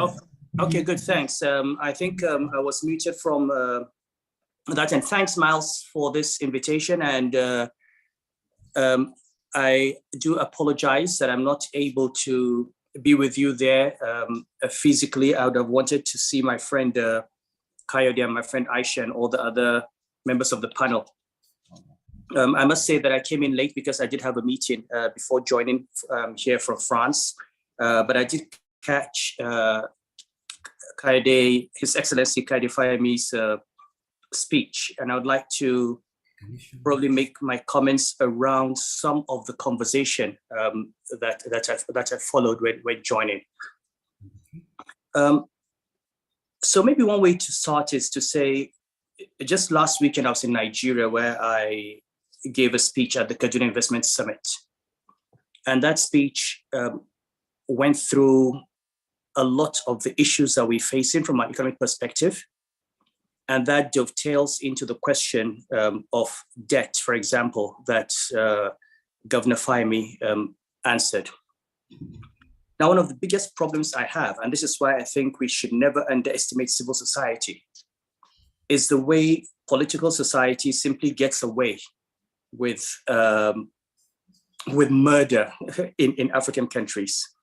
So we have a country where, based on the first half year of 2022, our debt service ratio is 108%. Okay, so the entire revenues of the federal government are not sufficient to pay interest on government debt. Yet every time the government speaks, we're told we don't have a debt problem. Every time the government speaks, we're told we are borrowing to fund infrastructure, but the numbers are there. You're borrowing to pay interest, borrowing more to pay interest. Your revenues go to pay interest, you borrow to pay interest, and everything else, from salaries to overheads to infrastructure, is funded with debt. Now, how a country can have a debt service ratio of 108% and its leaders can look at us and say, we don't have a debt problem, I don't even understand. From an economic perspective, if you had 30%, 40% is a problem. If you're running a company and all your revenues were going to service debt, you know you're bankrupt. And we don't even have a sense of even recognition. So if the president, if the people who are running Nigeria do not acknowledge that we have a debt problem, how do you even begin to address that problem? And this is just one example of the kind of issues that I think need to be addressed. And that's why civil society remains important. You need people outside of politics who are going to look at politicians and hold politicians to account. You need people outside of politics who are going to highlight these issues and change this conversation. Let us focus the conversation on things like this. Why do we have a debt service ratio of 108%? How did our revenues fall from the oil sector from 60 billion in 2011 to less than 3 billion today? How come when oil price is high and all oil producing countries in the world are smiling away to the bank, our country is falling into deeper and deeper crisis? How come at a time of high oil prices, we seem to be spending all our revenue on something called subsidies, and we cannot even produce the evidence for the subsidy for the petrol that we're supposed to be importing? Who is asking those questions? And especially when you have a situation where we're given all sorts of conflicting numbers. In 2015, we were importing 29 million liters. In 2019, it was 40 million liters. Now we are told it is 66 million liters. Every time the oil price goes up, we seem to be importing more instead of less. And we're piling up this debt, trillions and trillions of naira, that we're going to leave to the next generation of Nigerians. These are the young people we're talking about who we're talking about to get into politics. We're not investing in their education. We're not investing in their technical skills. We're not investing in empowering them. We're leaving them with a mountain of debt. Now, the question of civil society, and I think this is where I have, of course, I do appreciate all the work that Kaide has done in Ekiti, and there are a number of other governors like Nasir, another who've done a fantastic job going into government. But the truth is, we cannot continue relying on individual politicians being good. We need to have a system. And look, the United States had Donald Trump, but the system still goes on. Britain is going through a crisis with Liz Truss, but the system is going to continue going on. Okay, and the only reason is that you've got people outside politics who are able to keep things going and hold politicians to account. And I think this is why build, if you go back to Gramsci, this whole idea of the political society co-opting the civil society becomes very dangerous. The public intellectuals have gone into politics. Traditional rulers now are mouthpieces for the government. Religious leaders speak for the government. The police, the judiciary, the National Assembly acts as an arm of the executive. Unelected power, the central bank, all the institutions that are supposed to stand outside of politics have been incorporated into the projects of the ruling parties. And so we're dealing with, not, as Aisha said, it's not about the law, but who is implementing the law? Who is the watchdog for the law? How can we have a system where we're printing money far in excess of what the law says, and you've got a National Assembly Oversight Committees, nothing has happened? You have a civil society, nobody's talking. You now have inflation at 22%, throwing millions and millions of people into poverty. And these same people who are thrown into poverty are now available for a little amount of money, 1,000 naira, 2,000 naira, to sell their votes to the very people who have thrown them into poverty. So for me, I think we need to re-examine, okay, how do we rebuild those structures that fought for democracy against the military? It was easy, I think, when you had a military government for people to say you're fighting against the military. And you had all these coalitions of people, North and South, Muslim and Christian, everybody saying we wanted the military out. It is easy to fall into the trap because you go and vote every 4 years to think with a democratic government, you do not need a civil society opposition outside of politics. And I think this is the point that we need to keep reminding ourselves of. And when Aisha talks about soft norms, those norms are driven by civil society. How do we define citizenship? In this country today, we seem to think of citizenship in terms of ethnicity and religion and state of origin. Our constitution talks about the need to have a minister from every state of the federation. It doesn't talk about the need to have women in the cabinet. It doesn't talk about the need to have youth in the cabinet. It doesn't talk about disabled people as part of diversity. Our definition of diversity is ethnicity or state of origin. And this has serious consequences for the way politics is played, for the way the country is run. So when the APC comes to 2 candidates, we see 2 Muslims. When Peter Obi comes out, whether or not he says it, his supporters and opponents see this as a Southeast or Igbo Christian candidate. And so long as from day one, we are defining our presidential candidates in terms of their ethnicity or in terms of their religion, we already have taken off on the wrong foot. We're not asking the right questions. And this trickles down to state level, where in certain states, if you have a minority, what you call a minority ethnic group, they're treated almost as non-citizens. We have people in Nigeria talking about indigents and settlers, people who have been in states for hundreds of years because they don't speak the major language are seen as in the country. We have not even defined citizenship. We need civil society to push for that definition.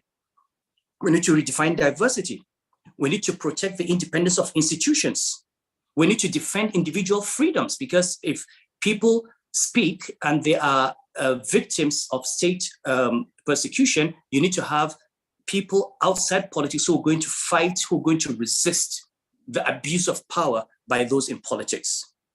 And so for me, I think it's extremely important that we focus on the need for civil society and to hold individuals. If you have a presidential system, unfortunately, and I hear Kaide very well, but no, your presidential candidate has to speak about foreign policy, not you. I mean, in the United States, if you have a presidential debate, the president speaks about foreign policy, he speaks about security, he speaks about defense, he speaks about the economy. We cannot continue having a system where people speak by proxy. We made this mistake in 2015. We wanted a change. We elected a president without asking him to speak about his vision for Nigeria.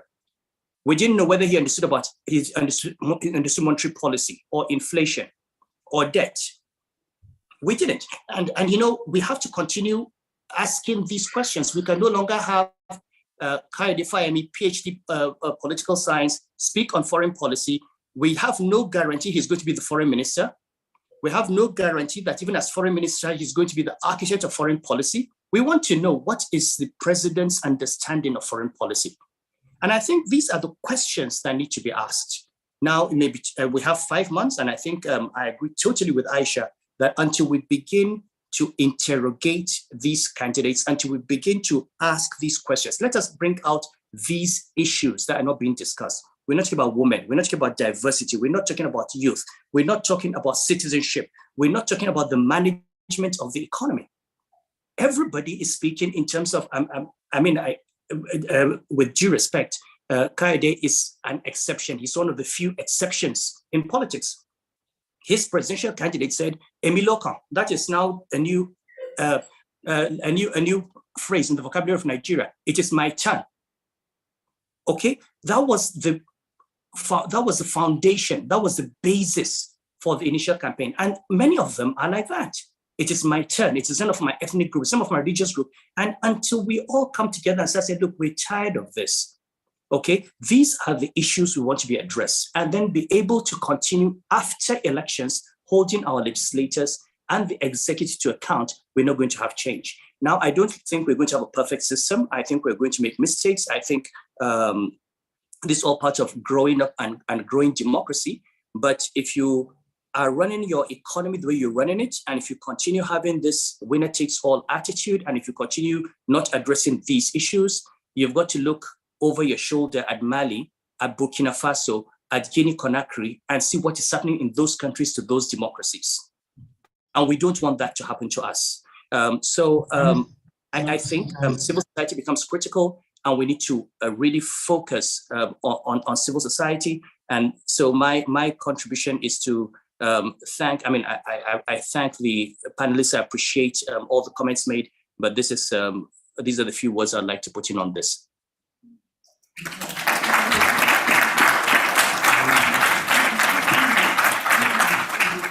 There are 5 months to the election. There are about 15 minutes before we need to bring things to a halt. So I'm going to invite sharp, short, not necessarily questions, but short contributions from the floor, starting with Ollie there. I don't know if we have a mic that can rove, but let's start with Ollie and we'll go from there.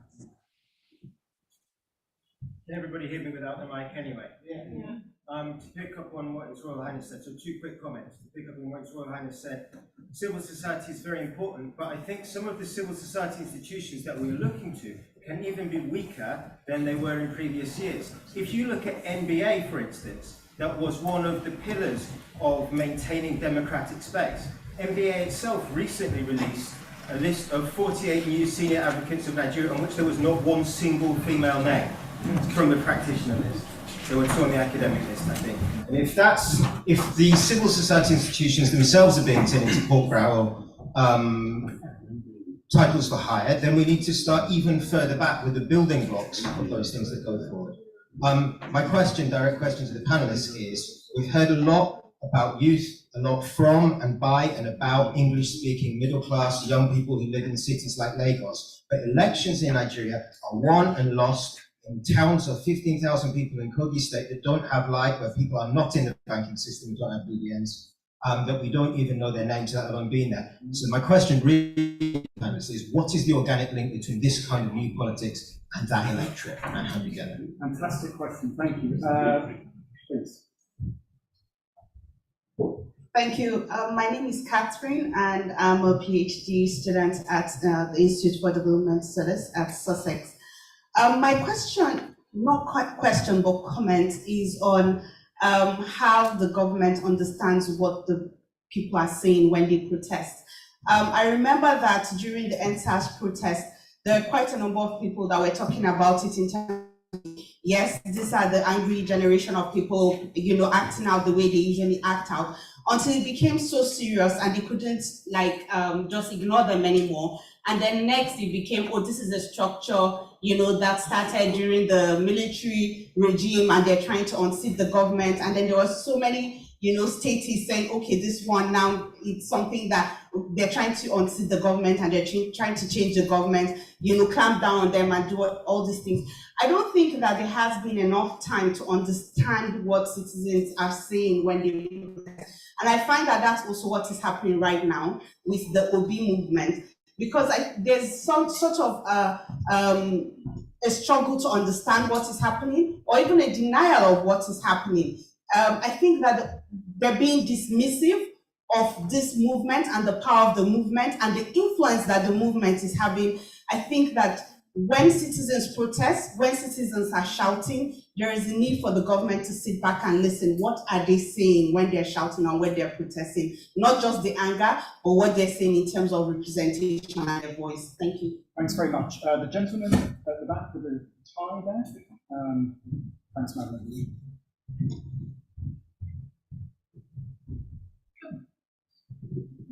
Hello, everyone. My name is Shola, and it's a comment to Dr. Falaini and question to Banky. So I'd like to say I'd rather not entertain Dr. Falaini's sort of gaslighting to justify knowing fully well what godfatherism, comparing it to the Brownian system, knowing fully well the consequences of godfatherism and the antics of a disdain moribund system which he identifies with. And I'd like to ask my colleague if he's got the mechanism to counter the mechanics, of the formidable and draconian system who will stop at nothing to continue the onslaught of the system. Thank you. Thank you. And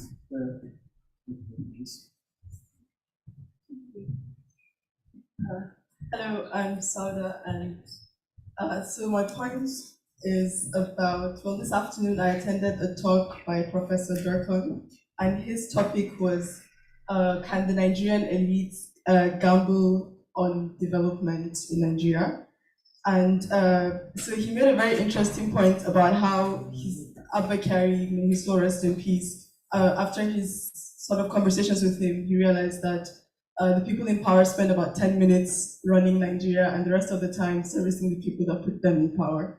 And so he says that the development in Nigeria lies in the hands of the elites, and for them to gamble away the power they currently have to invest in Nigeria.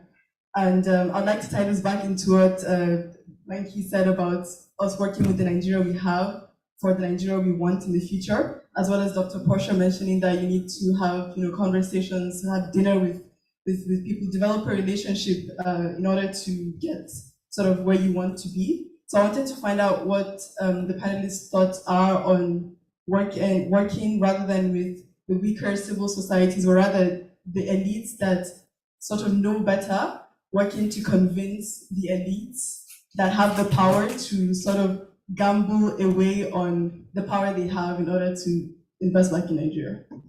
Great. I think there's a question in the middle. Is that a question? Is that a hand for a question?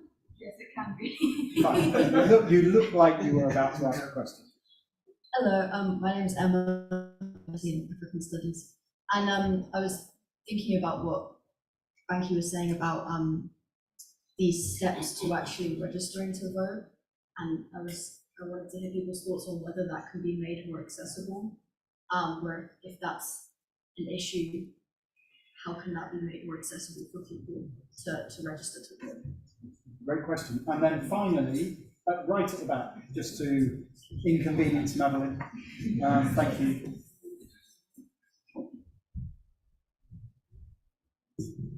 Thank you, panelists. My name is Oluwaseun Ayosola. I am studying an MSc in Law and Finance. So my contribution is really, I actually spoke about party structure and how the OB movement offers an alternative. But my concern is assuming OB actually emerges as president. Nigeria still practices a presidential system of government that relies heavily on separation of power. There are about 360 members of the House of Representatives and 109 members of the House of Senate. And the country will rely heavily on budgets passing, and that would be the function of the legislature. Now, as much as we want party structures to be broken down, these legislators will come out of the existing parties. So even if the Labour Party produces the presidency or the president, they can still frustrate the effort. So again, my question then is, should we totally throw away the formal institutions, or shouldn't they be complementary? Thank you very much. I'm going to ask Banky, there was a specific question posed to you, if you would like to just respond to that. Okay, regarding the specific question that Emma and Emeka posed about making voter registration accessible. I'm not going to be the devil's advocate, but I'll be INEC's advocate in this instance to say that I think it's time for us to acknowledge that that is being done. Every election cycle, voter registration is on for about 2 years and nobody goes. And then in the last 3 to 4 weeks, everybody tries to go. And in fact, this time around, they made it an electronic system to say, sign up for it online, do everything from the comfort of your phone, do it on your computer. You just make an appointment. It's like, getting a visa today or whatever. They'll tell you when to come to the office. In fact, Aziz is sitting over there. Aziz, you got yours sorted in January or February? How long did it take you? 10 minutes. They gave him an appointment. He's the only one in the office. They gave him an appointment. He was there. In 10 minutes, he was out. And yet, every election cycle, young people wait until they've shut down the online registration. They're trying to sort through everything. It's 4 weeks to the end. And then everybody complains. Oh, I have to work. Oh, yeah, you have to work. But you could have gone during your lunch break and spent 10 minutes and gone for 2 years and you didn't do it. So I think we need to get off this soapbox entitlement mentality that we have as young people to say this thing should be handed over to us. The people who are in some of these institutions like INEC, like Samson with Yaga, they are trying, they are doing their best, but we're not helping them, we're not coming to the table, and then we're complaining that it's not being handed over to us. That entitlement for me, I think, has to change. And yes, we do need to keep, again, it's not a final thing, right? So we do need to keep evolving, getting better. But I'm also from the standpoint that it is getting better, and they are talking about it, and they put it on radio, and they put it on TV, and they used influencers, and they did concerts, and they did all of that to get young people to register to vote. And people waited till the last minute and then complained that it was too difficult and they couldn't get their cards. So that's my response. Thank you very much. Dr. Fahmy, do you want to respond to some of the points which unavoidably you might feel the need to? Well, it's a conversation. So when you have misconversations, there's always the need for clarification. Let me go back to Emeka because I think he was the one who made the first point. He didn't know what I had been doing to challenge the structures within my party and issues around policy and manifestos. You wouldn't know because it's internal to my party. I want my party to win an election. So if I have any criticism of my party, it has to be internal to correct it and ensure that those issues of concern to you and legitimate issues to other Nigerians can be responded to in the way we tackle issues when it comes to the public space. And that you'll find out as the election progresses. Don't also forget, Emeka, and I don't want to personalize this, I actually ran for election, for presidency.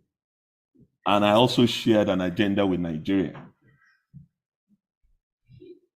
as to how I would like the future of Nigeria to be in relation to its present. And that agenda is public. So if I did not, as a result of not winning the presidency, walk away in a huff from my party, that's not to say that I don't have genuine criticisms of aspects of the party policies or party programs that I find problematic and that should be addressed. And that's being done, just to let you know. Well, His is my friend, so I'm not going to go into some of the remarks he made, but I don't think it's a neither or. I can say that debt is not a problem. As a matter of fact, I agreed with the gentleman, Adenekweku, who said that there is a huge concern here.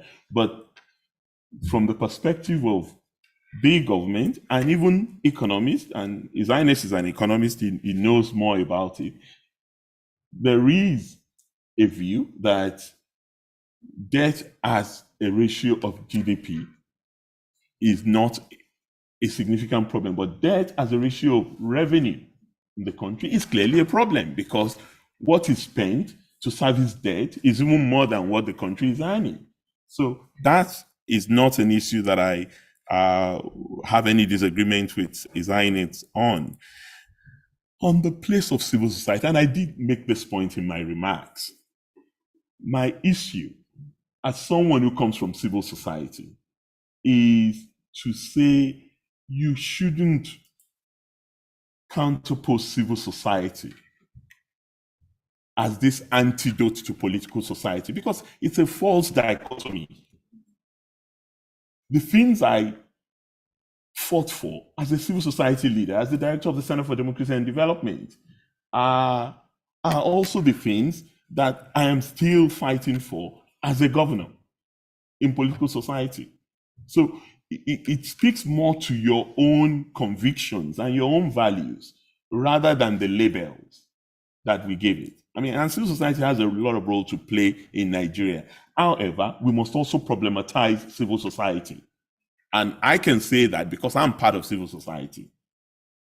So I think those 2 points are important as a response to the issues that have been raised. But overall, I do agree that, and finally, yes, the point about foreign policy. Oh, I shouldn't let that go. I didn't say the candidates should not be interrogated. As a matter of fact, I started from the premise that the candidates, all of them, must be interrogated. But parties also have surrogates. In addition to the presidential candidates themselves, there would always be people who speak for the party on specific areas of the campaign.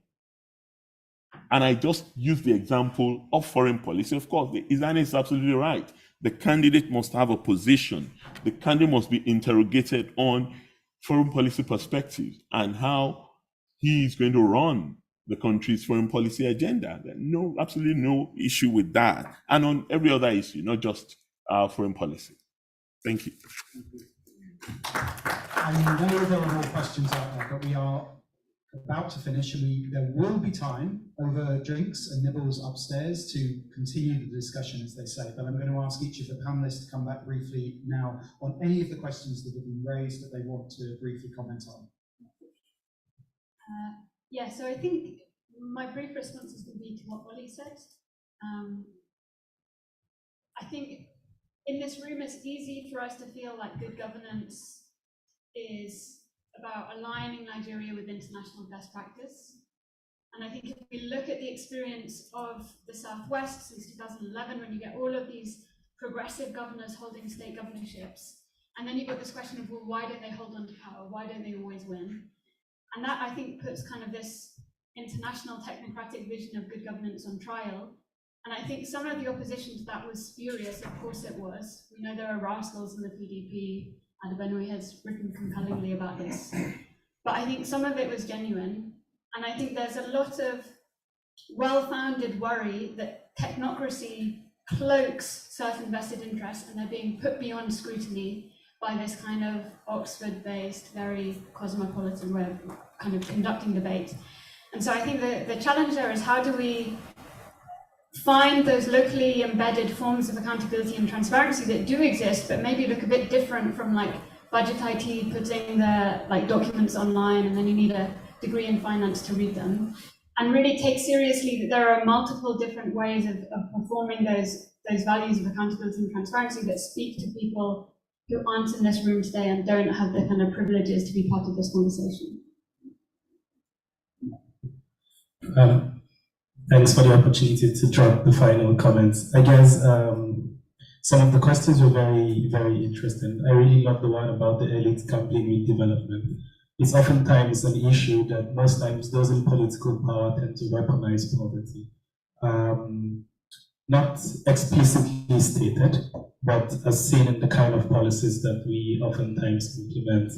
And then, as His Royal Highness said, the economic situation of Nigeria today cannot necessarily be fully compared with global trends, because we do have advantages as compared to most countries in the world, and we need to have real reasons why we are not really tapping into the opportunities that we have. So I think it's also a challenge for those in this room who are close to power to actually really interrogate this. And it may be something you do internally, but please do it.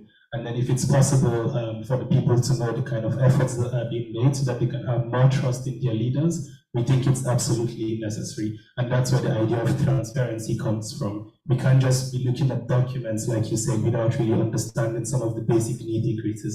And I think that's also going to be my comment on what someone said about the disconnect between those who are online and then those who are in Kogi states who don't have bank accounts and all of that.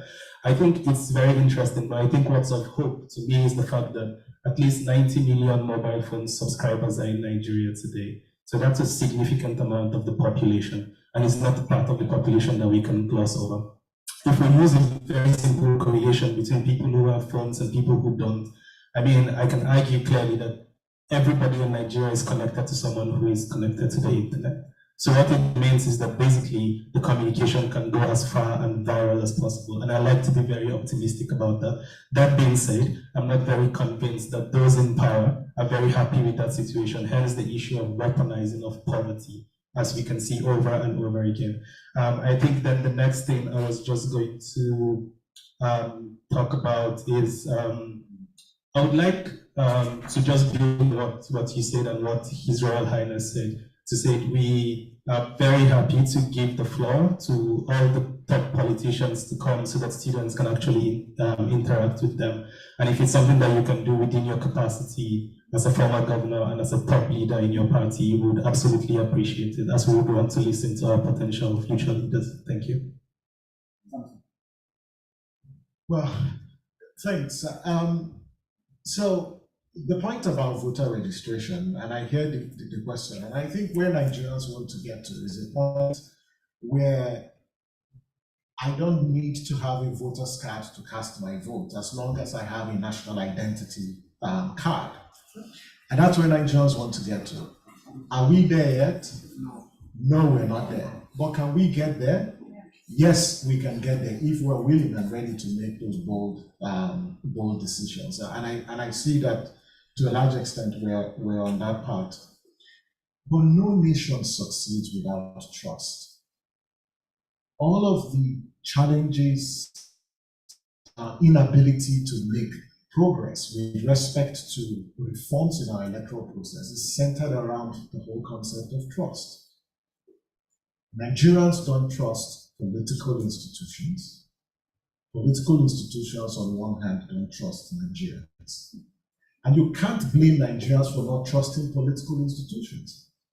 Why do we have to task voters to show up 3 times before they cast their vote? You show up to register, you show up to collect your voter's card, hoping that and then you show up a 3rd time to vote. Why won't you just get your voter's card the moment you do what? You register. The reason is you still see Nigerians who are showing up to register more than once, more than twice, more than thrice. So you have multiple registrants.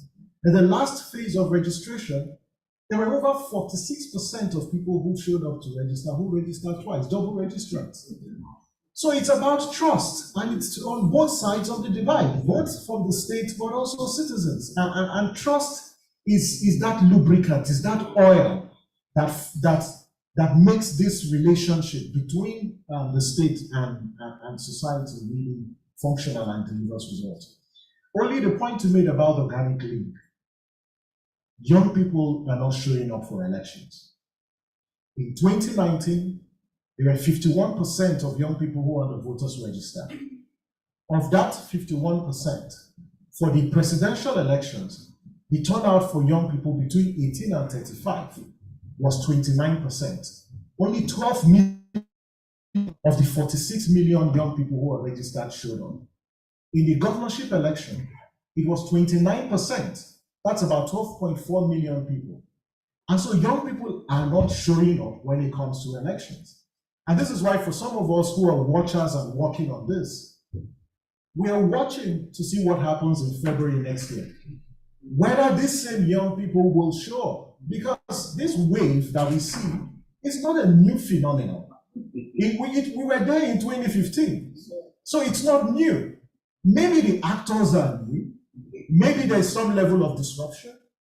But will this translate into high numbers of young people showing up on the day of election and shifting the balance of power? No. And so this disconnect you talk about is one that places responsibility first on political actors, but also non-state actors. And I think it is going to take the joint effort of whether civil society or political parties and the media to get these young people who are at the grassroots level and traditional institutions as well to get involved in this. The last point I'd like to make is the point about whether Nigeria is ready for the alternatives. And this is the central point of this thing. And I think that alternatives need to understand that it's a long game. It's going to take years to bring about this social revolution. But like Portia said, there will be winners and there will be losers. And I'll say there will be casualties. Because it's not just winners or losers. You will have casualties along the way. And we must be ready, to choose which side we want to belong. But the last point is the street matters. In all of this conversation, the street does matter. And it's he or she who controls the street is the one who will shift the balance of power. And so, Walida, when they talk about elite consensus, yes, Stefan was my lecturer at the Redesigning School. You need to mobilize social interest in a way that it aligns with the interest of the elite, or it influences the elite. It's going to take a new socialization policy, a new socialization strategy for citizens to understand that they have the power to influence elite consensus if they organize. And this is the central sort of theme about organizing. And I say that unfortunately I'm restricted. I can't speak on some election-related issues because, and to the point you make about losers, casualty, I sit here today under bail. I actually left Nigeria to come to the US and the UK under bail. I was released by the police on bail. For what reason? Because civil society questioned the kinds of individuals that the president appointed into the Electoral Commission because they have partisan leanings, and some of them were alleged to be corrupt. I only featured on a TV program, and I referenced that these individuals are alleged to be corrupt. But I use the word alleged. They were qualified statements. But I was slammed a court case with a damage demand for about 1 billion naira, and also criminal prosecution. And so when you talk about this social revolution, there will be casualties at the end of the day, but we have to be ready to pay this ultimate price.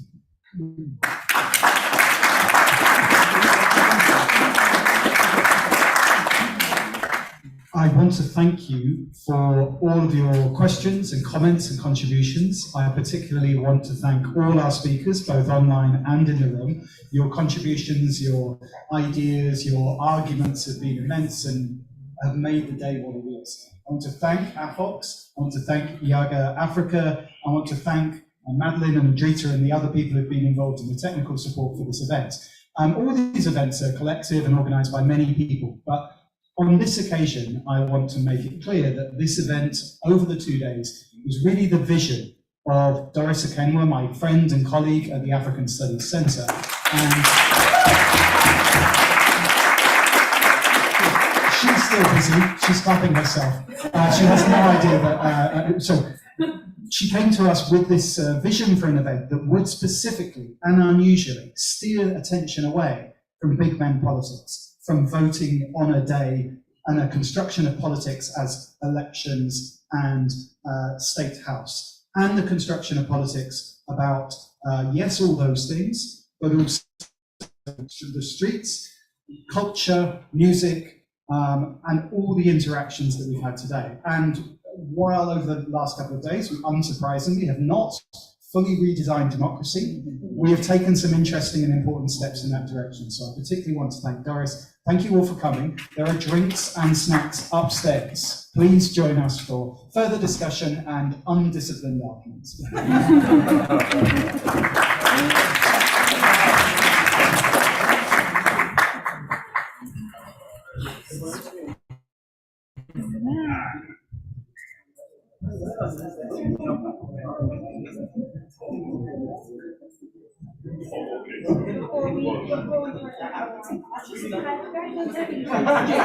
Thank you.